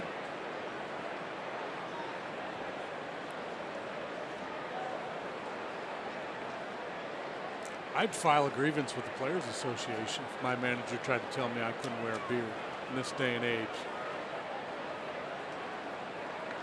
I need to ask, because the way it was worded in the offseason, it's not altogether clear. That's Andrew Cashner, believe it or not. Not altogether clear that Don Mattingly came up with the idea. It's possible somebody else in the organization did, and he agreed to it. Gordon takes off. Here's a throw by Contreras. He's out. Another great, quick, laser-like tag by Baez as well. Yeah, it's funny. You know, Gordon, after the Contreras took the shot at him at first base, kind of gave him the Matumbo finger wag, like, no, no, no, no, no, my friend. So he tries to run on Contreras. There's a great pitch to throw on. Pitch up about chest high. Snaps off a very good throw, and again the quick tag applied by Baez. Don Mattingly does not have his challenge, as he lost it earlier. And it looked like he was out, and they would not have challenged anyway. Just keep that in mind.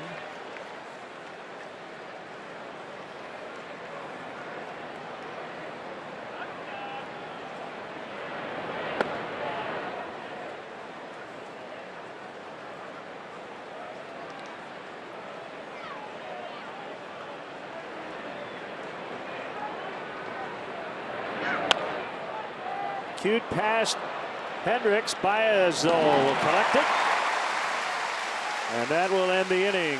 The bottle of 10-hour energy. Wilson Contreras showing off that great arm.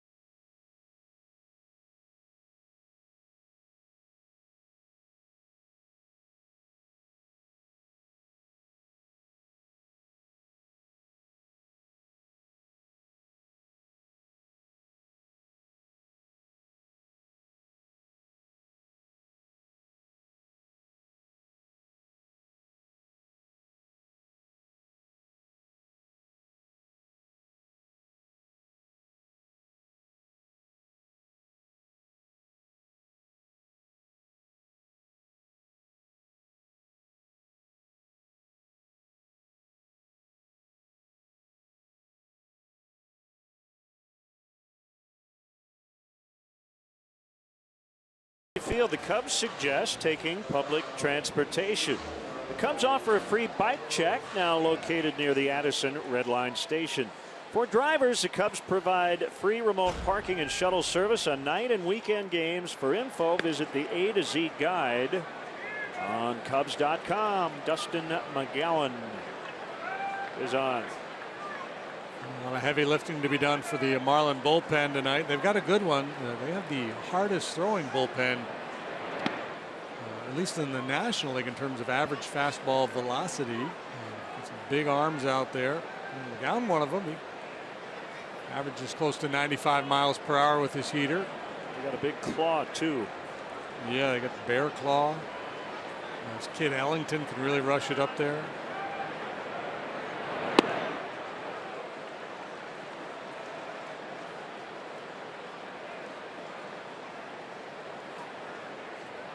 On the lineup sheet tonight, Don Mattingly has 9 relief pitchers at his disposal. 8 from the right side, plus the lefty Mike Dunn. One of those relievers might make a start later this week, David Phelps. As you mentioned, Colin Ray in his Marlins debut, and it was the only game he pitched for them. Left with an elbow issue and then got traded back to San Diego for one of the prospects the Marlins had dealt to the Padres for Ray. And Andrew Cashner. It was a 7-player deal, ultimately becomes essentially a 5-player deal.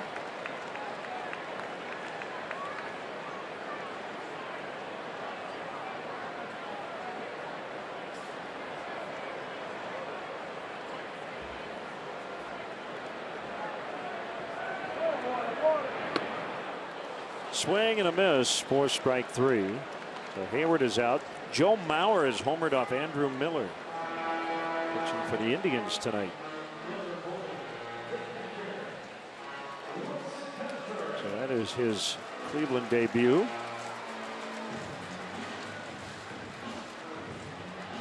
11-3 Minnesota in the 8th.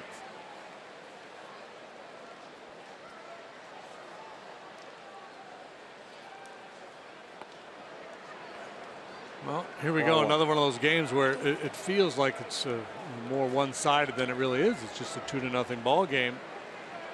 Conley working his way in, but out of trouble throughout his outing. Can I give you my note, my major league note of the day? Yes. The thing that I found most interesting. The Pittsburgh Pirates lost last night, or yesterday, in Milwaukee. Since 2007, the Pirates are 17-64 at Miller Park. Hard to figure, huh? That's 81 games. Yeah. So if 162 games were played there, they would have 34 wins. Yeah, and Pirates have been a good team in recent years, and the Brewers not so much. If it was the other way around, you would understand it.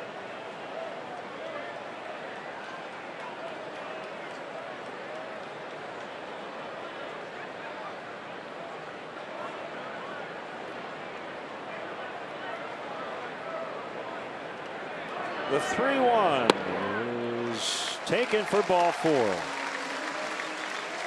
It's been on all 3 times. As we check out our Ford upcoming schedule. As you check it out, it is brought to you by Ford, inviting you to visit your local Ford store or localfordstores.com. Cubs will have the DH in play this weekend at Oakland. Rich Hill on the DL, traded to the Dodgers, and might have been able to start Friday had he been healthy and still with the A's, but he is no longer with Oakland. Nor is Josh Reddick. He's also a Dodger. Yasiel Puig is not. He's been demoted. Well, reports that he basically left the team. He didn't fly to, I think, Denver, where the Dodgers are playing this week, after being told he was either going to be traded or demoted. So it looks like he will be demoted.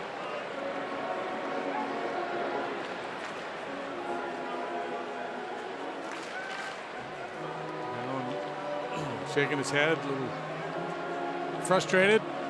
Kind of looked like he was looking back at the mound as if he wasn't comfortable with his landing position there.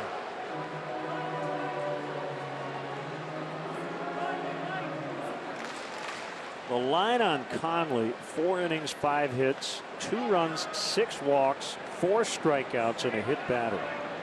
97 pitches. Averaged almost 25 pitches an inning. Line the other way. Contreras will make the turn. He's on his way to third, and they're at the corners with 1 out. The pitcher Hendricks coming up.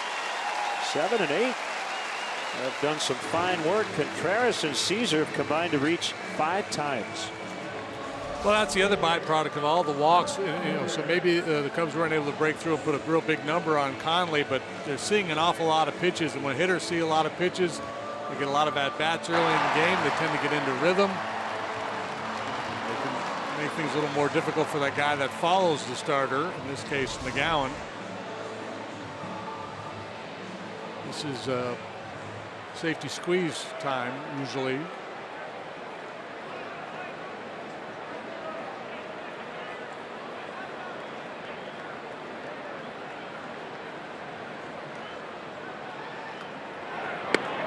Caesar just stole second without a throw.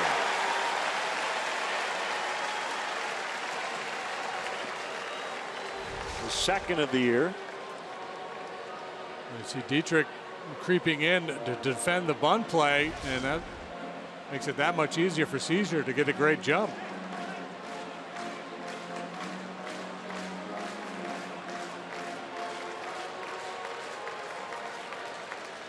So the entire infield is in at least at the edge of the grass. And Don Mattingly in his playing days, one of the best defensive first basemen around.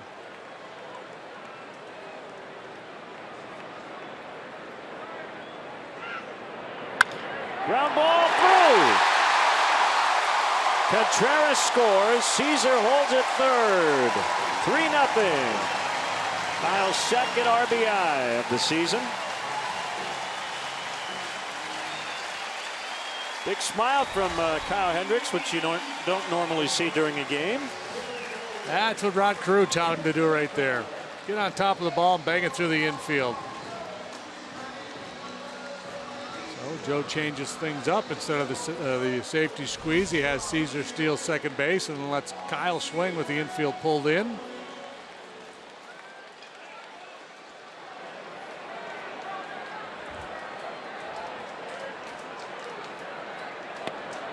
Ball 1 to Fowler. He's had a really good night.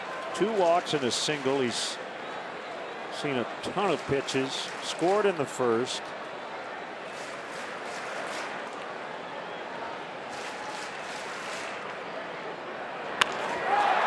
Pretty well hit to center. Now Ozuna coming in. Caesar tags. Here comes a throw to the plate. That is saved. It's a sac fly for Fowler, and it's 4-0.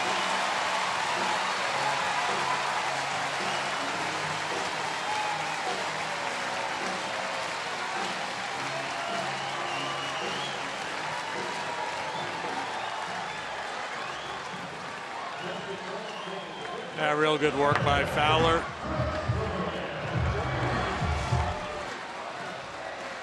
Hendricks had gone halfway. Had he retreated and tagged, maybe he's able to go to second base on that throw home. But a position player or a Travis Wood probably would have done that.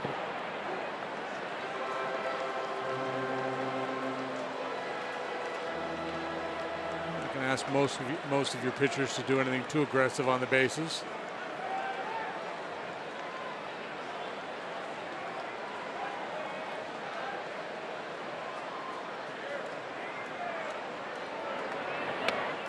Two and 0 on Bryant.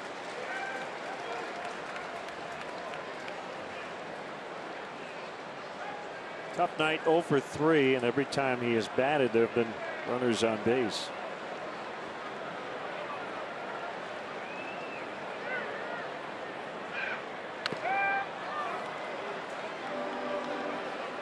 Boy, it's that steady nature this game requires.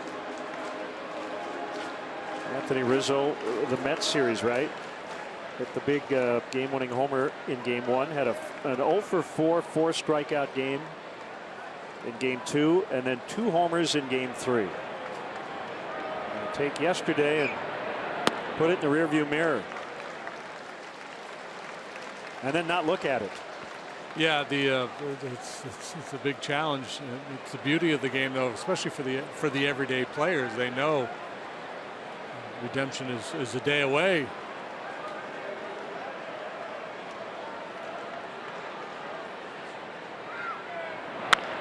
Or the chance for redemption, I guess I should say.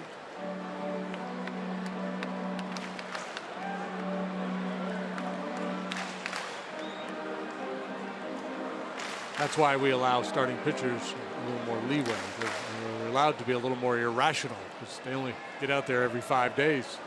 Vince Vaughn is whispering, "You're so money," to Anthony. And you don't even know it. Lined to Gordon to end the inning. Cubs, however, add 2 more to their lead. It's 4-0 after 5.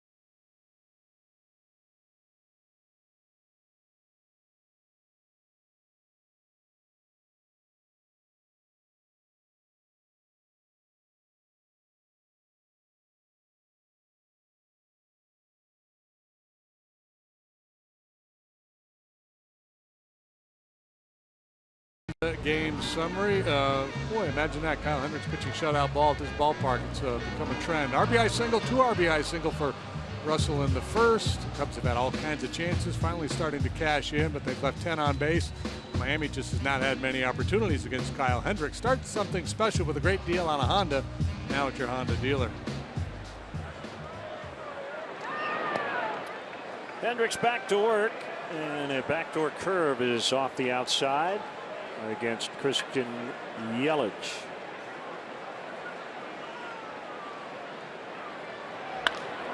Fouled away, 1-1. Give a shout out to Jim Garber watching in Oak Forest, Illinois. Thanks for the nice note, Jim. If you missed it earlier, the Cubs made a deadline deal. They acquired veteran right-handed reliever Joe Smith from the Angels. Leadoff single Yelich. Joe will be in the bullpen tomorrow night.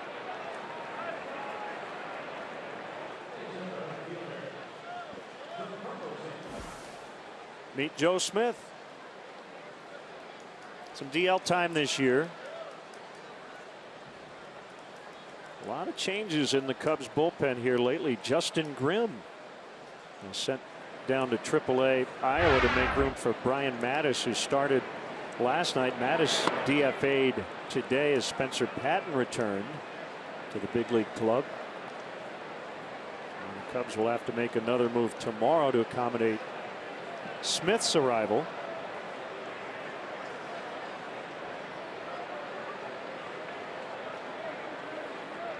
Joe Madden looking for a long start from Kyle here just to restore order for the bullpen. Yeah, John Lackey getting loose in the late innings, 12th inning last night. It was all hands on deck. Lackey was getting loose. Arrieta was a potential pinch hitter. The three starting pitchers, Hendricks, Arrieta, and Lackey, the only three Cub players who did not get into the ball game. Joe liked John ahead of Jake because he's a better bunter, and it played out. The bunt won the game. Big swing and a miss by Stanton. Could feel the breeze up here in the press box. He does not get cheated. Maybe the most important player for his team. When you think about all the teams that are in that wild card hunt. Called strike three. He has not put a ball in play tonight. 2 strikeouts, both looking, and a walk. Well, Hendricks just is not going to give in, and he makes one perfect pitch after another, moving the ball in, out, up, and down, throwing the fastball and the changeup. That's a little backdoor, come on back, 2-seamer, curling over the outside corner. The mindset of a slugger is, I'm looking for something I can drive, and Hendricks rarely makes mistakes out over the heart of the plate. Ozuna pops it up. And Baez was thinking about letting it drop as Ozuna still had his bat in his hand and ran about 20 feet down the line. So Javi was keeping an eye on it. That's a smart play by Baez. MLB.TV Premium, the #1 live streaming sports service, delivers everything you have come to expect and more. Watch every out-of-market game live in HD on over 400 supported devices.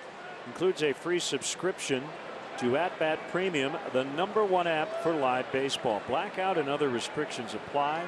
Visit MLB.TV for details.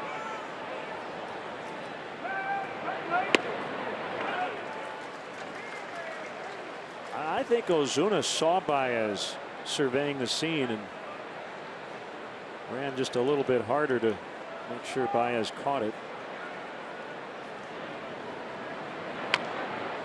Most hitters, batter runners, have that moment of clarity when they pop one up. They're frustrated and they don't break immediately out of the box, and after a while, oh, I've got to run here.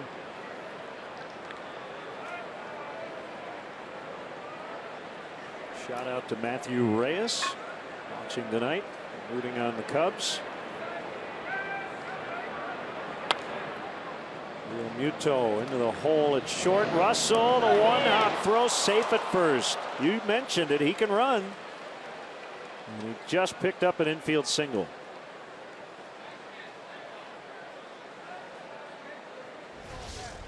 Got 2 hits tonight, and a little blooper, and now this infield knock. Ooh. Joe might want another Well, look at it. It was interesting. The first base umpire, Mike Machlinski, waved as if Anthony had come off the base, and that clearly was not the case. Joe has challenged the call, the safe call at first.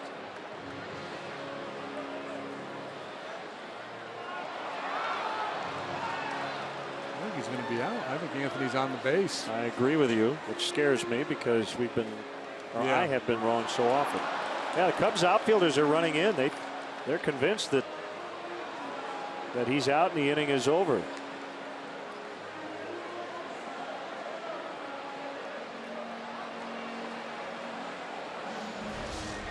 Had a question about the umpires involved. The crew chief and the umpire who made the call, and in this case Mike Malinsky, they will get on the headset and listen in. And Malinsky, the CH is silent. Yes. Out. I'm worried because I was convinced earlier Well, the runner was safe. When he made the call too, he motioned like Anthony had come off the base.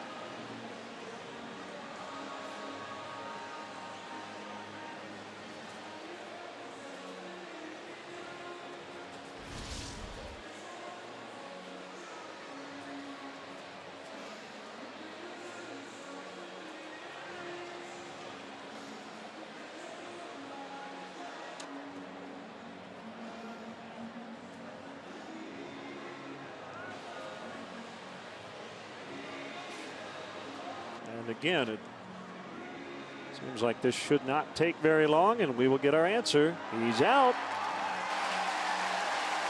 So they have reversed the call. Nice work by the Cubs video crew and Joe Madden to challenge it. So we go to the bottom of the 6th. Cubs will try to add to their lead. Rizzo will lead it off. Get ugly. You're too sexy, man.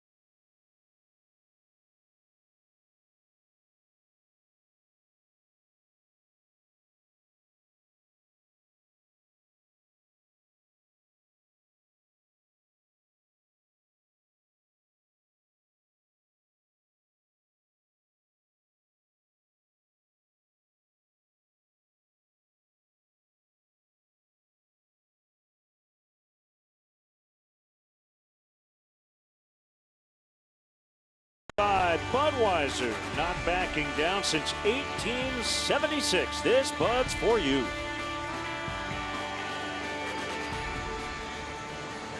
Cubs lead the Marlins 4-0. They will bat here in the bottom of the 6th. 4-1 on this 8-game homestand. Rizzo hit earlier and almost plunked again.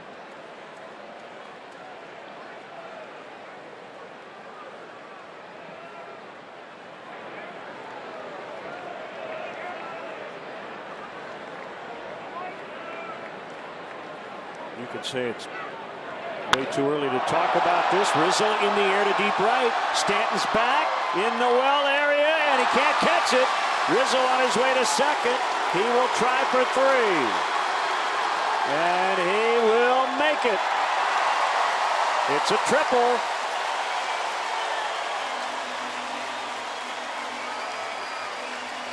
Have a night, big fella. Double, triple, walk, hit by a pitch.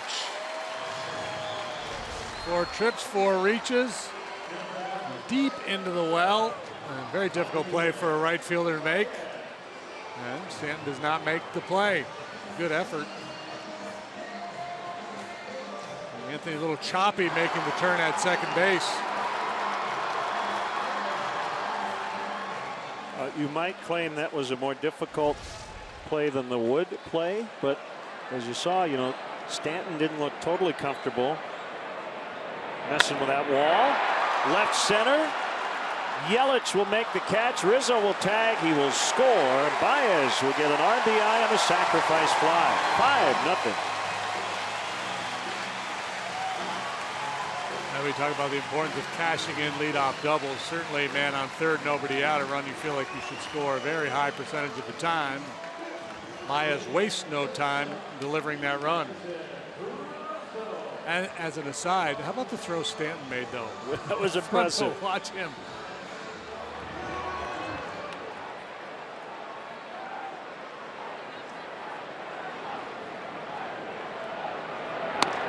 Cut and a miss by Russell. Well, I was going to mention it. It's way too early. A million things can happen. But if the season had ended yesterday, the Marlins would play at Los Angeles in the one-game playoff, and the winner of that game would come to Wrigley Field for the division series. So Don Mattingly could match up against the team he managed last year.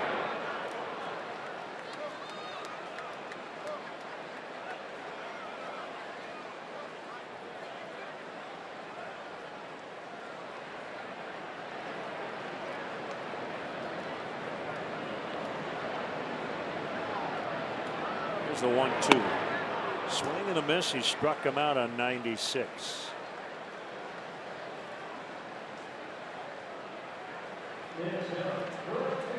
So 2 outs. It's Hayward. Things did not end well for Don Mattingly with the Dodgers. I mean, they had a lot of success. They got like a 550 winning percentage as a manager of the Dodgers, but you know they just failed to advance. Didn't win the big prize despite spending all that money. So they decided to go in a different direction.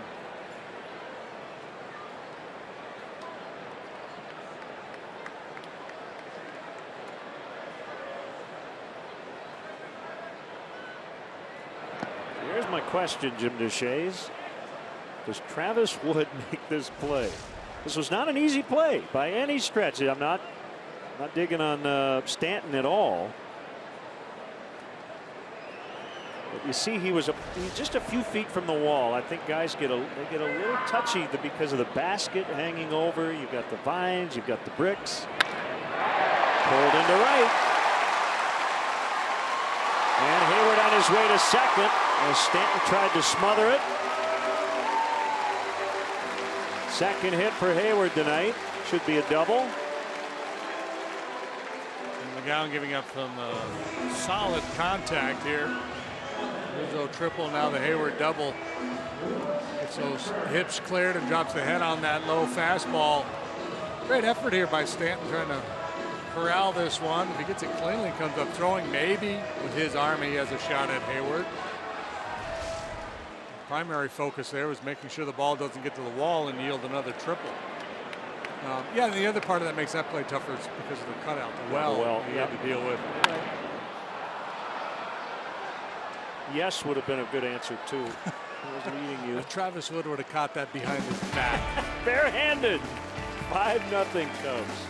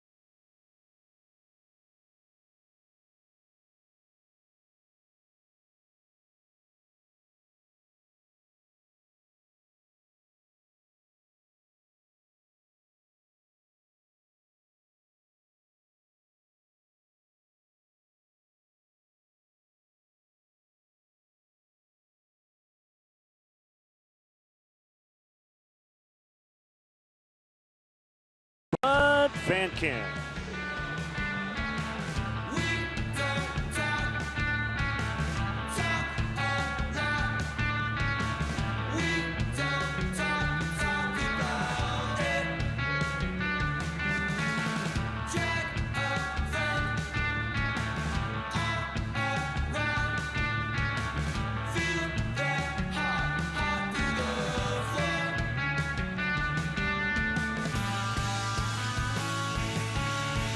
Tune dragged by the band Knee High. The next Bud Friday is August 12th.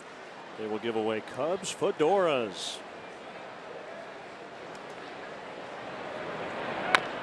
Hendricks here in the 7th, working on a 6-hit shutout.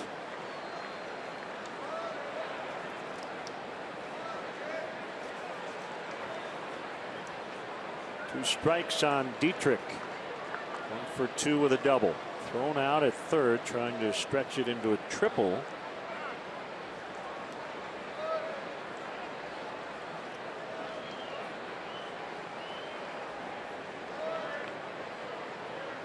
Some solid defense here tonight. That play, the Caesar play, and the sinking line drive.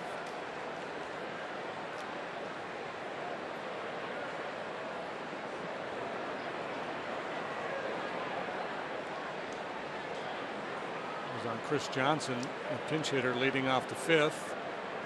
We see Ichiro coming up. Pitcher spot due up third this inning.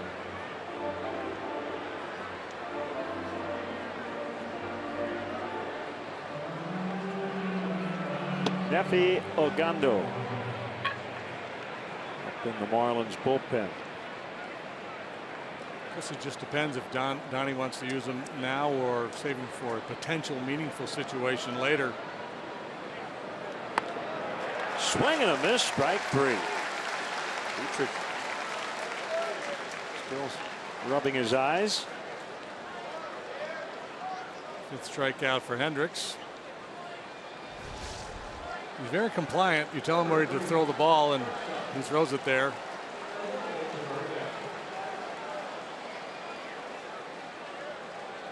Now Echeverria with Ichiro on deck. Got a nice hand from the fans around the visitors' dugout. Ground ball, base hit into left.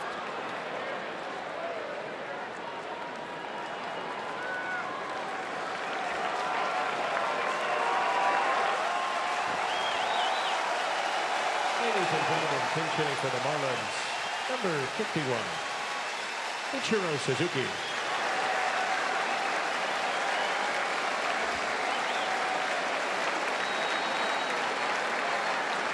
Nice hand from the Wrigley Field crowd.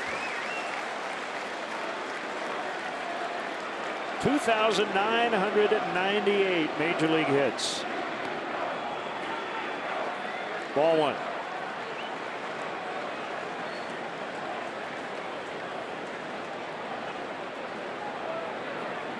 "29 players garnered 3,000 hits at this level. Line shot caught by Bryant. Throw to first. Close. Echeverria slid back in safely. So Bryant robs Ichiro of 29.99, and that's the second out. I keep swinging it like that, kid, and sooner or later you'll get it. Patented Ichiro. Yep. Out on that front foot, hands back.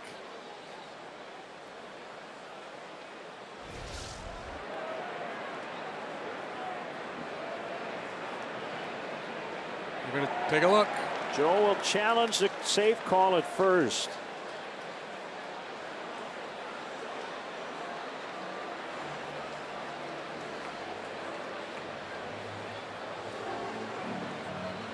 Be interesting to see if Ichiro gets a start either tomorrow night or Wednesday. The Cubs will have right-handers. I think they're going to get them. Hamill tomorrow, Lackey on Wednesday. I think there's a decent chance Ichiro will get a start.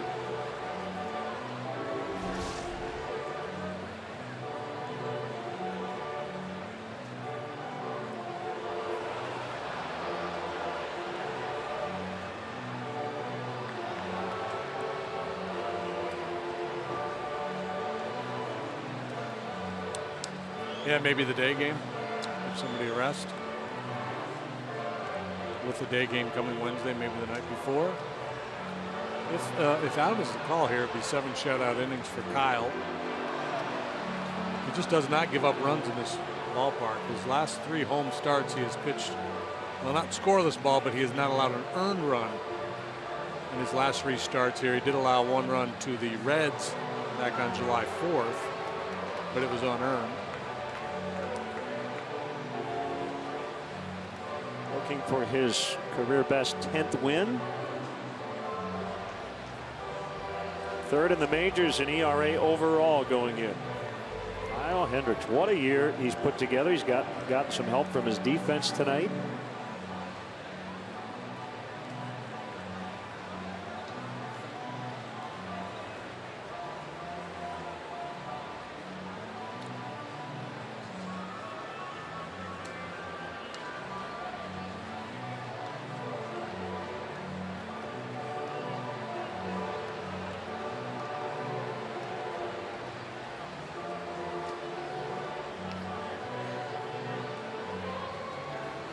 Yankees and the Mets are playing in New York. 5-5, top of the 9th.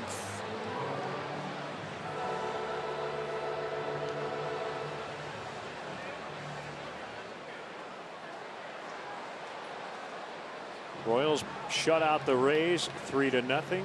Danny Duffy, 8 innings, 1 hit, 16 strikeouts.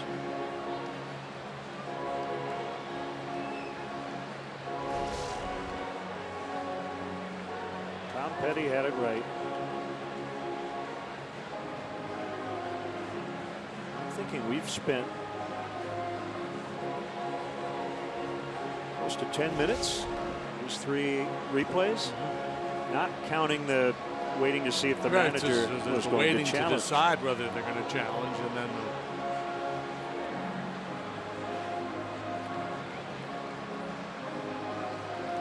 Astros 1, Blue Jays 0. They're in the middle of the 8th in Houston. Astros just got beat up by the Tigers, and they've fallen behind the Rangers in the American League West by, what, 6 games? The Rangers really did a lot to improve themselves here at the deadline. Out it is. So it's time now for the 7th inning stretch, brought to you by Budweiser. Football game from the PA booth, playing his 2,400th consecutive game, Cubs organist Gary Pressey. Thank you, Andy. And I'd like to have the world's greatest fans join me to take me out to the ball game for the 2,400th time. So let me hear you. A 1, a 2. 3, take me out to the ball game. Take me out with the crowd.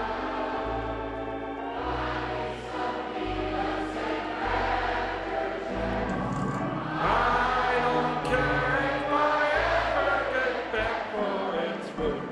Root for the Cubs.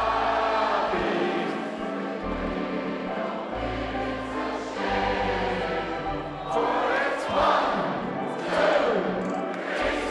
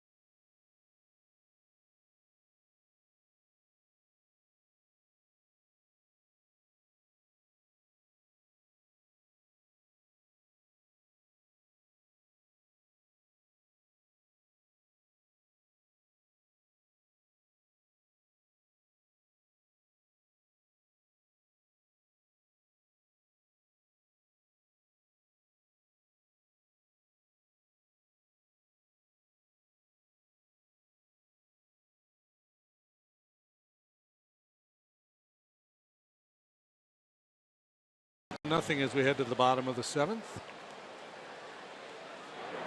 Got a new hurler in there, Effie Ogando. Matt Caesar fouls. Hey, you know, this is a play that ended the previous inning. A line drive double play. Bryant to Rizzo, and Echeverria caught too far off first base, and that double play replay was brought to you by State Farm. Combine your car and home insurance with State Farm and save. Find an agent at statefarm.com.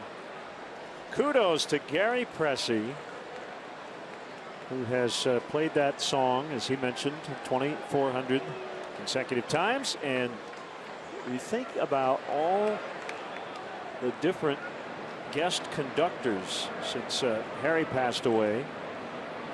Different pace. Everybody does it differently. And he is the glue that holds the whole thing together. He is the man. Yeah, I was kind of hoping he would say, Gary, are you ready? But he did a wonderful job.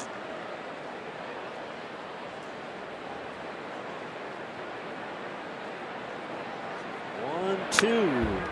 We'll try it once more.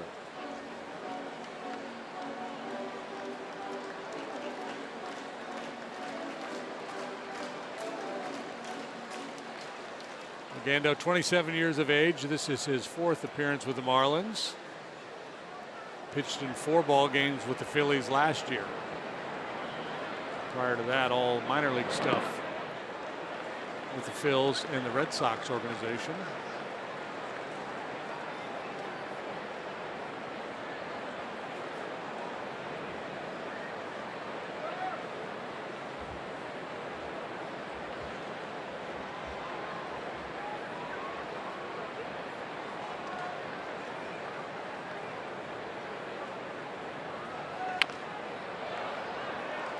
Still 2-2.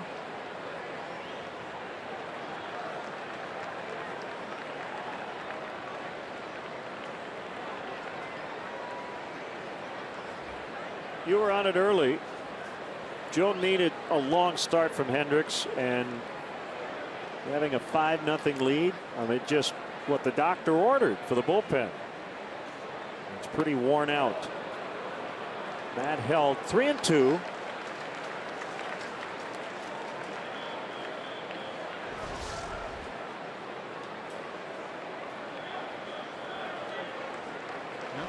Good check.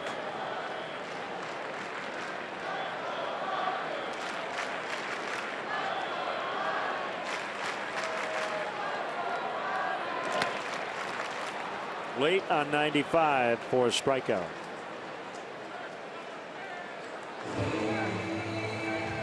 Number 28, the pitcher, Kyle Hendricks. He has pitched in at the plate too with a walk and an RBI single. 1 for 2.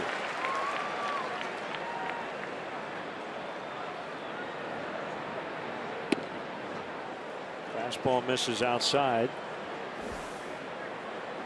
Who's going to be pitcher of the month in the National League? Yeah, it'd be hard to ignore that 1.07 ERA.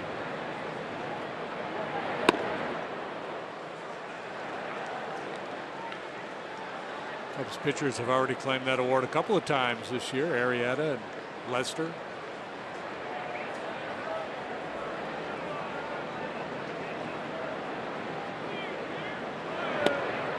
Ooh, pretty good sinkage there.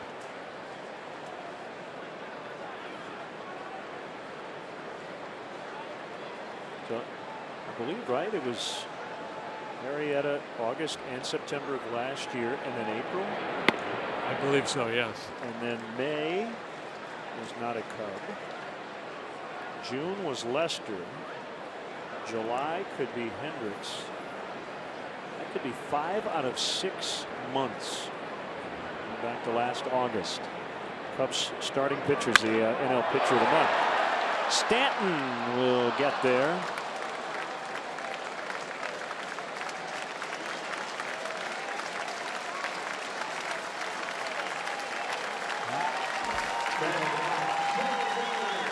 Max Kepler 4 for 6, 3 homers, knocked in 6. And the Twins thrashing of the Indians 12-5, and Danny Duffy with a career performance tonight. And the Royals needed it big time.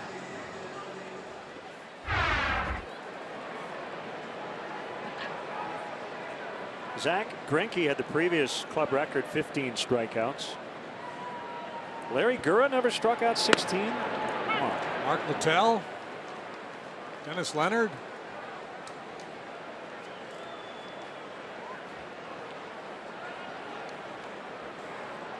Pretty sure I saw Larry Gura throw a one-hitter in Detroit back in the early 80s. He was famously a Yankee killer. Started his career as a Cub reliever in the early 70s. Miguel Montero and Aroldis Chapman. Gura actually finished his career as a Cub. 1985.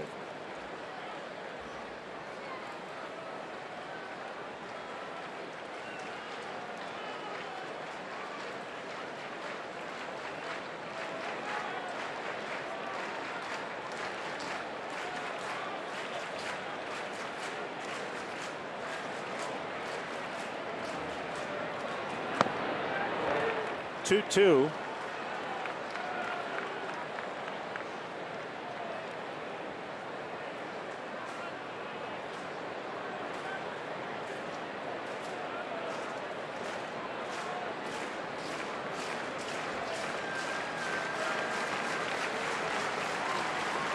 Pitch. Ogando. That'll end the inning. Cubs go in order, but they've got a 5-0 lead as we head to the 8th.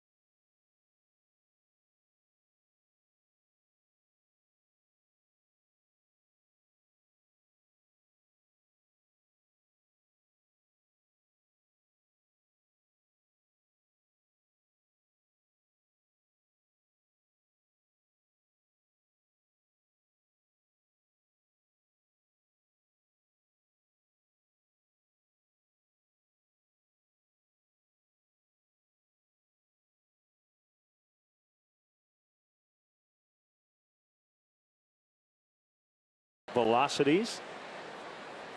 And it's Giancarlo Stanton and Aroldis Chapman, and they could match up this week. It would be fun if they did, wouldn't it? That would be the ultimate game within the game, wouldn't it? The ultimate power versus power matchup. It's brought to you by Mattress Firm, where we want you to sleep happy, guaranteed. Remember, if it's over 8, it's time to replace. Gordon lifts into deep left, but it's playable, and it's caught by Caesar.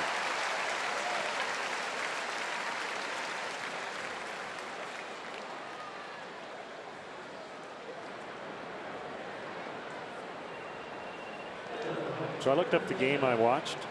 It was actually not a one-hitter. It was a 1-0 Kansas City win. It was a 7-hit shutout.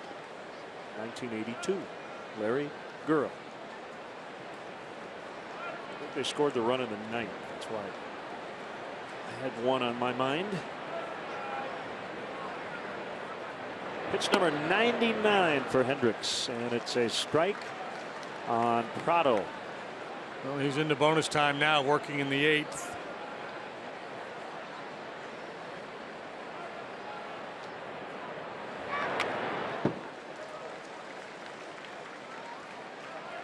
We've talked about this before, and I'm sure you've had it happen, where a fan will come up to you and say, remember that game you pitched in Cincinnati in '87? You gave up 3 hits or whatever, 7 innings, and your answer is no. No clue, yeah. But those can be singular events for fans, especially when you're a kid. You have a much better memory of those events than the actual people who participated in those events.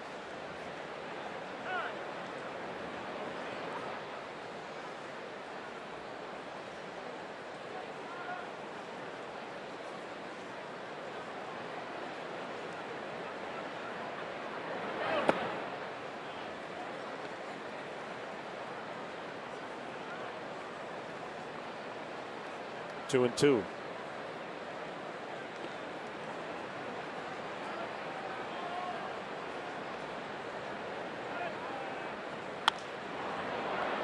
Left center, who wants it? It'll be Fowler. Kyle has 1 complete game this year. He was here back on May 28th against the Phillies. You know, his August ERA is even better than what he put up in July.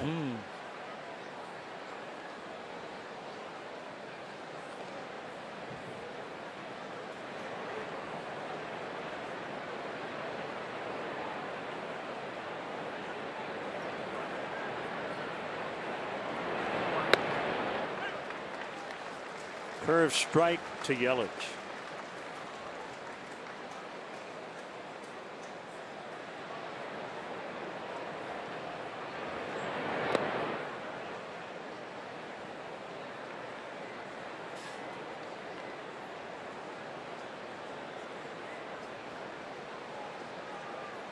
Behind every good starting pitcher is a catcher, and we've got to give Wilson Contreras some credit tonight too. You know, Kyle will. Yeah, and these guys have been working together now, and it's working out very nicely. This is the 6th start of Kyle's that Wilson has caught.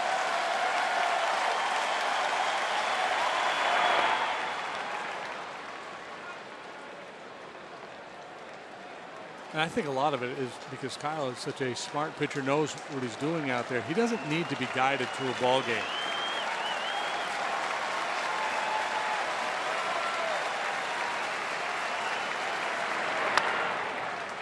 Weekly hit on the ground to Baez. Hendricks dealing through 8. It's the Cubs 5 and the Marlins nothing.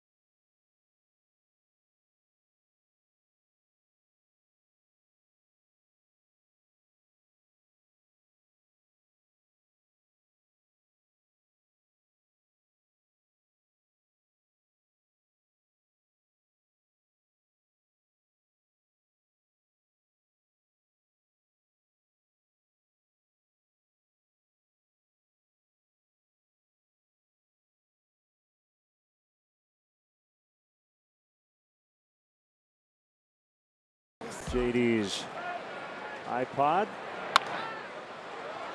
For music tonight, Dietrich, athletic play, and 3-1 to get Bryant. And rarely do you see Bryant hit the ball on the ground to the right side, so no positive outcomes at the plate for Chris tonight. 0 for 5.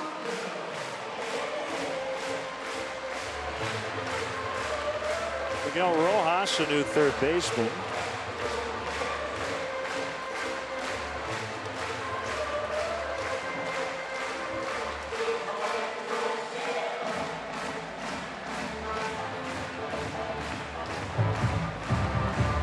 Never say this team doesn't have fun.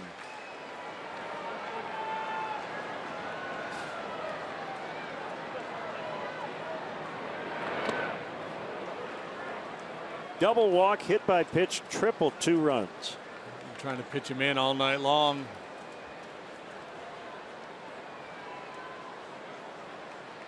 And so far it has not worked out very well for the Fish.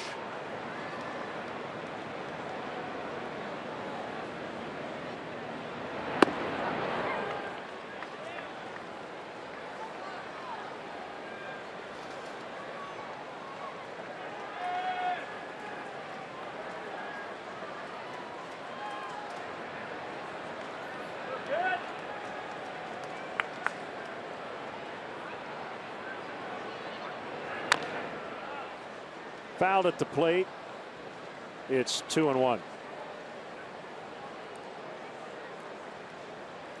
Madison Bumgarner would be considered the leading candidate at the moment, with still 2 months to go for National League Cy Young Award winner. Leads the majors in innings.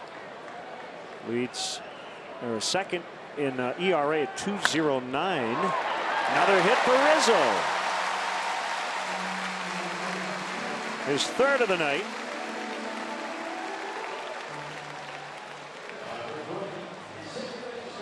Clayton Kershaw's injured.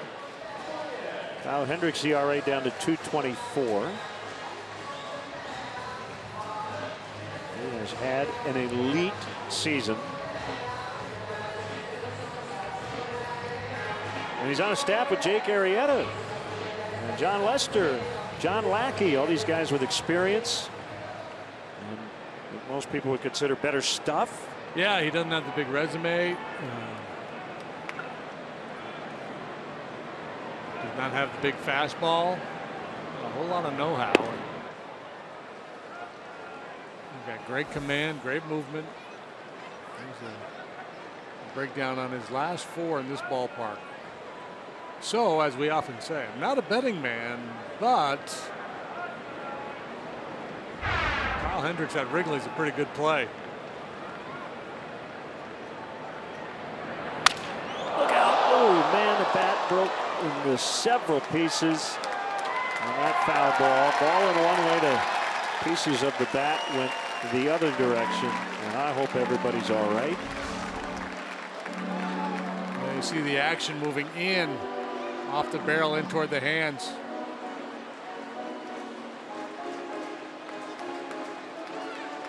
The other question about Kyle, which, you know, this is one that thankfully Joe Madden does not have to think about right now, but we can have fun with it because we can theorize and talk hypotheticals all we want. Where would you slot him into a playoff rotation right now?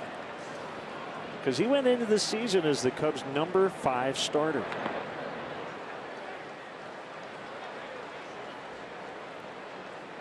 Yeah, I don't know. Isn't that an interesting question? He might create what you would call a good problem if he continues to do this the rest of the way.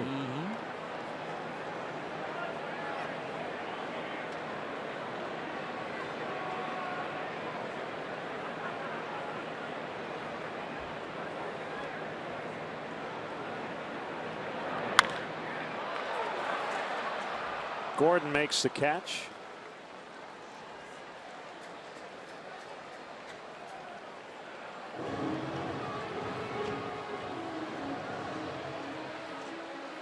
Now my hunch would be he would not be slotted above Arrieta, Lester, or Lackey, just based on experience. That usually matters. Yeah, and it may depend on, I mean, if he continues to pitch like this here, so maybe you line it up so he pitches at home. Pitches at Wrigley, right?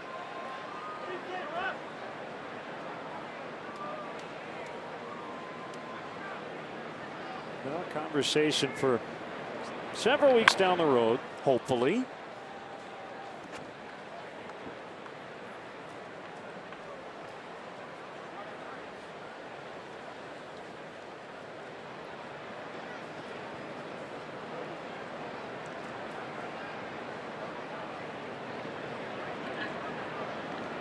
One strike on Russell.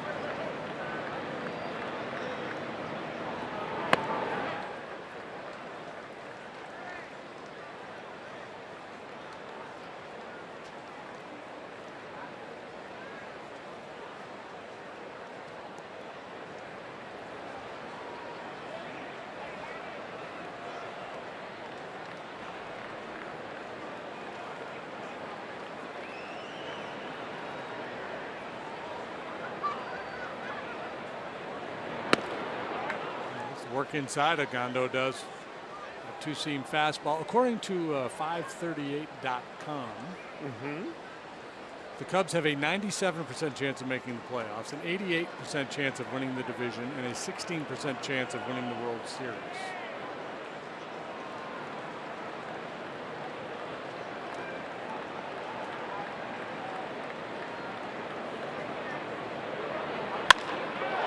Club to left. The leap and the catch by Yelich. By the way, I'm not saying that I would slot Kyle 4th or 5th or whatever in a playoff situation. Just telling you what I think probably would happen is it's like he might head back out for the 9th.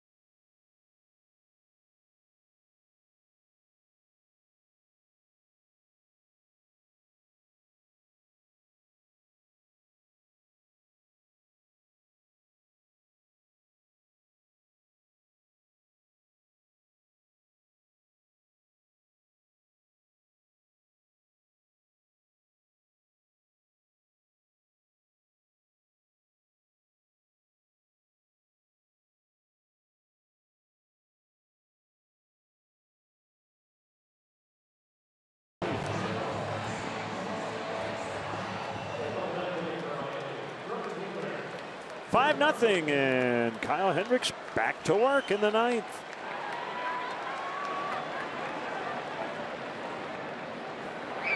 Swing and a miss. Nice Stanton. Looking for his 3rd career complete game, 2nd career shutout.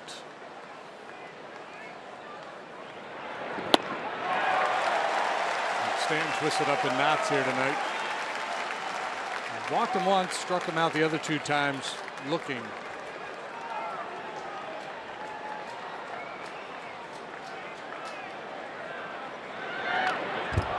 Just got a piece of it. Like Stan's like, I'm not going down looking again. He's in swing mode here. 5-hitter against the Phillies here on May 28th. Gave up 1 run. His other complete game this year. Off the end of the bat. Hayward, the leap, the catch on a warning track.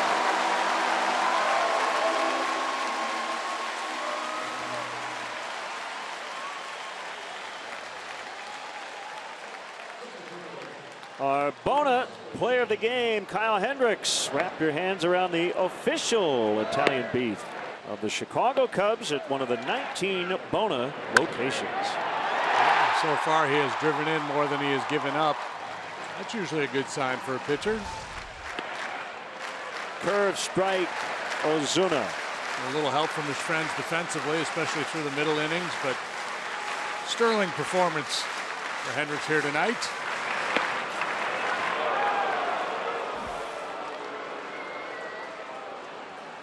Couple of walks, 5 punch-outs, 7 hits, and 8 1/3. There is support in the bullpen. Strop and Wood are up.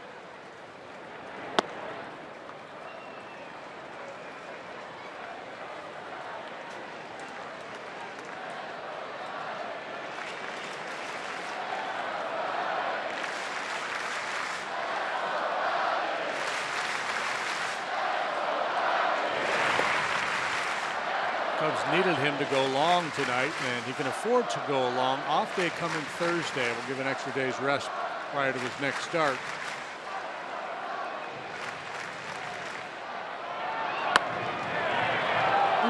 Ball 4. First unintentional walk. He walked Echeverria, but that was planned. Check that second unintentional walk. He walked Stanton in the 3rd. Now Realmuto, as Bosio will check on the bullpen arms.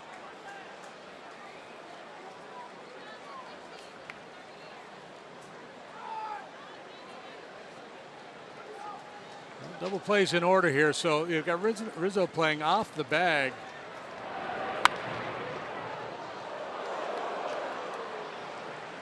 Don't want to give up that hole on the right side. But yeah, they're going to move him in a little tighter just to keep Ozuna honest there. They hate to lose a double play opportunity because he gets such a big jump.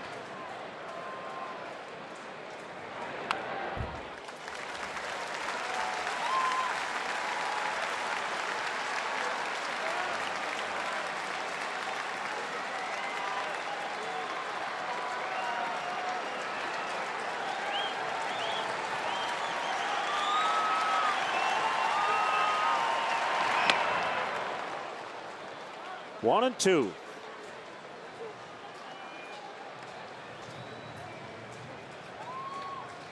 Just in case things get a little hairy here, it's Chapman in the bullpen along with Travis Wood.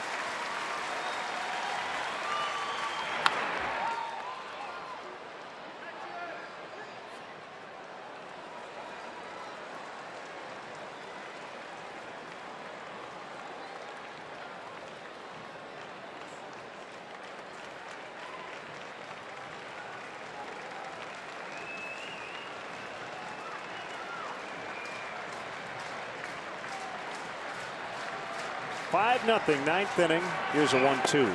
It's low. If Realmuto reaches, I think that'll be the end of the line for Kyle. Even if he doesn't, it might be the end of the line with the pitch count. Up at 1-2-1 now.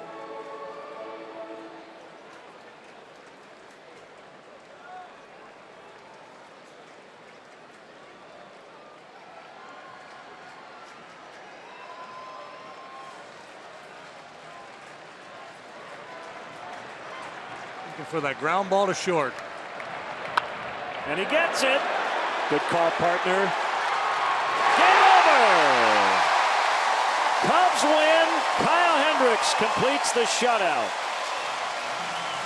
Nostradamus sitting a couple of feet to my right. That was fun. Great work, and it was fun to watch that inning unfold because the pitch count was getting to be a bit of an issue. There was guys ready in the bullpen to help, but he didn't need it because of that double play right there. And it's brought to you by State Farm. Combine your car and home insurance with State Farm and save. Find an agent at statefarm.com. A handy 6-4-3 game over double play. That's a 5-1 record on this homestand as Kyle Hendricks goes 9, gives up 7 hits, no runs, walked 3, struck out 5, and gets His career best 10th win. That's a nice win, especially after that long, emotionally draining game last night. Yeah, just a standard issue 5-0 W here tonight. Well, the offense came early. Conley, the young starter for the Marlins, struggled with control, so the Cubs were able to give Hendricks a little breathing room early on. The defense stepped up, made some very nice plays tonight, and Kyle took care of the rest. Cubs now 8 games up on the Cardinals.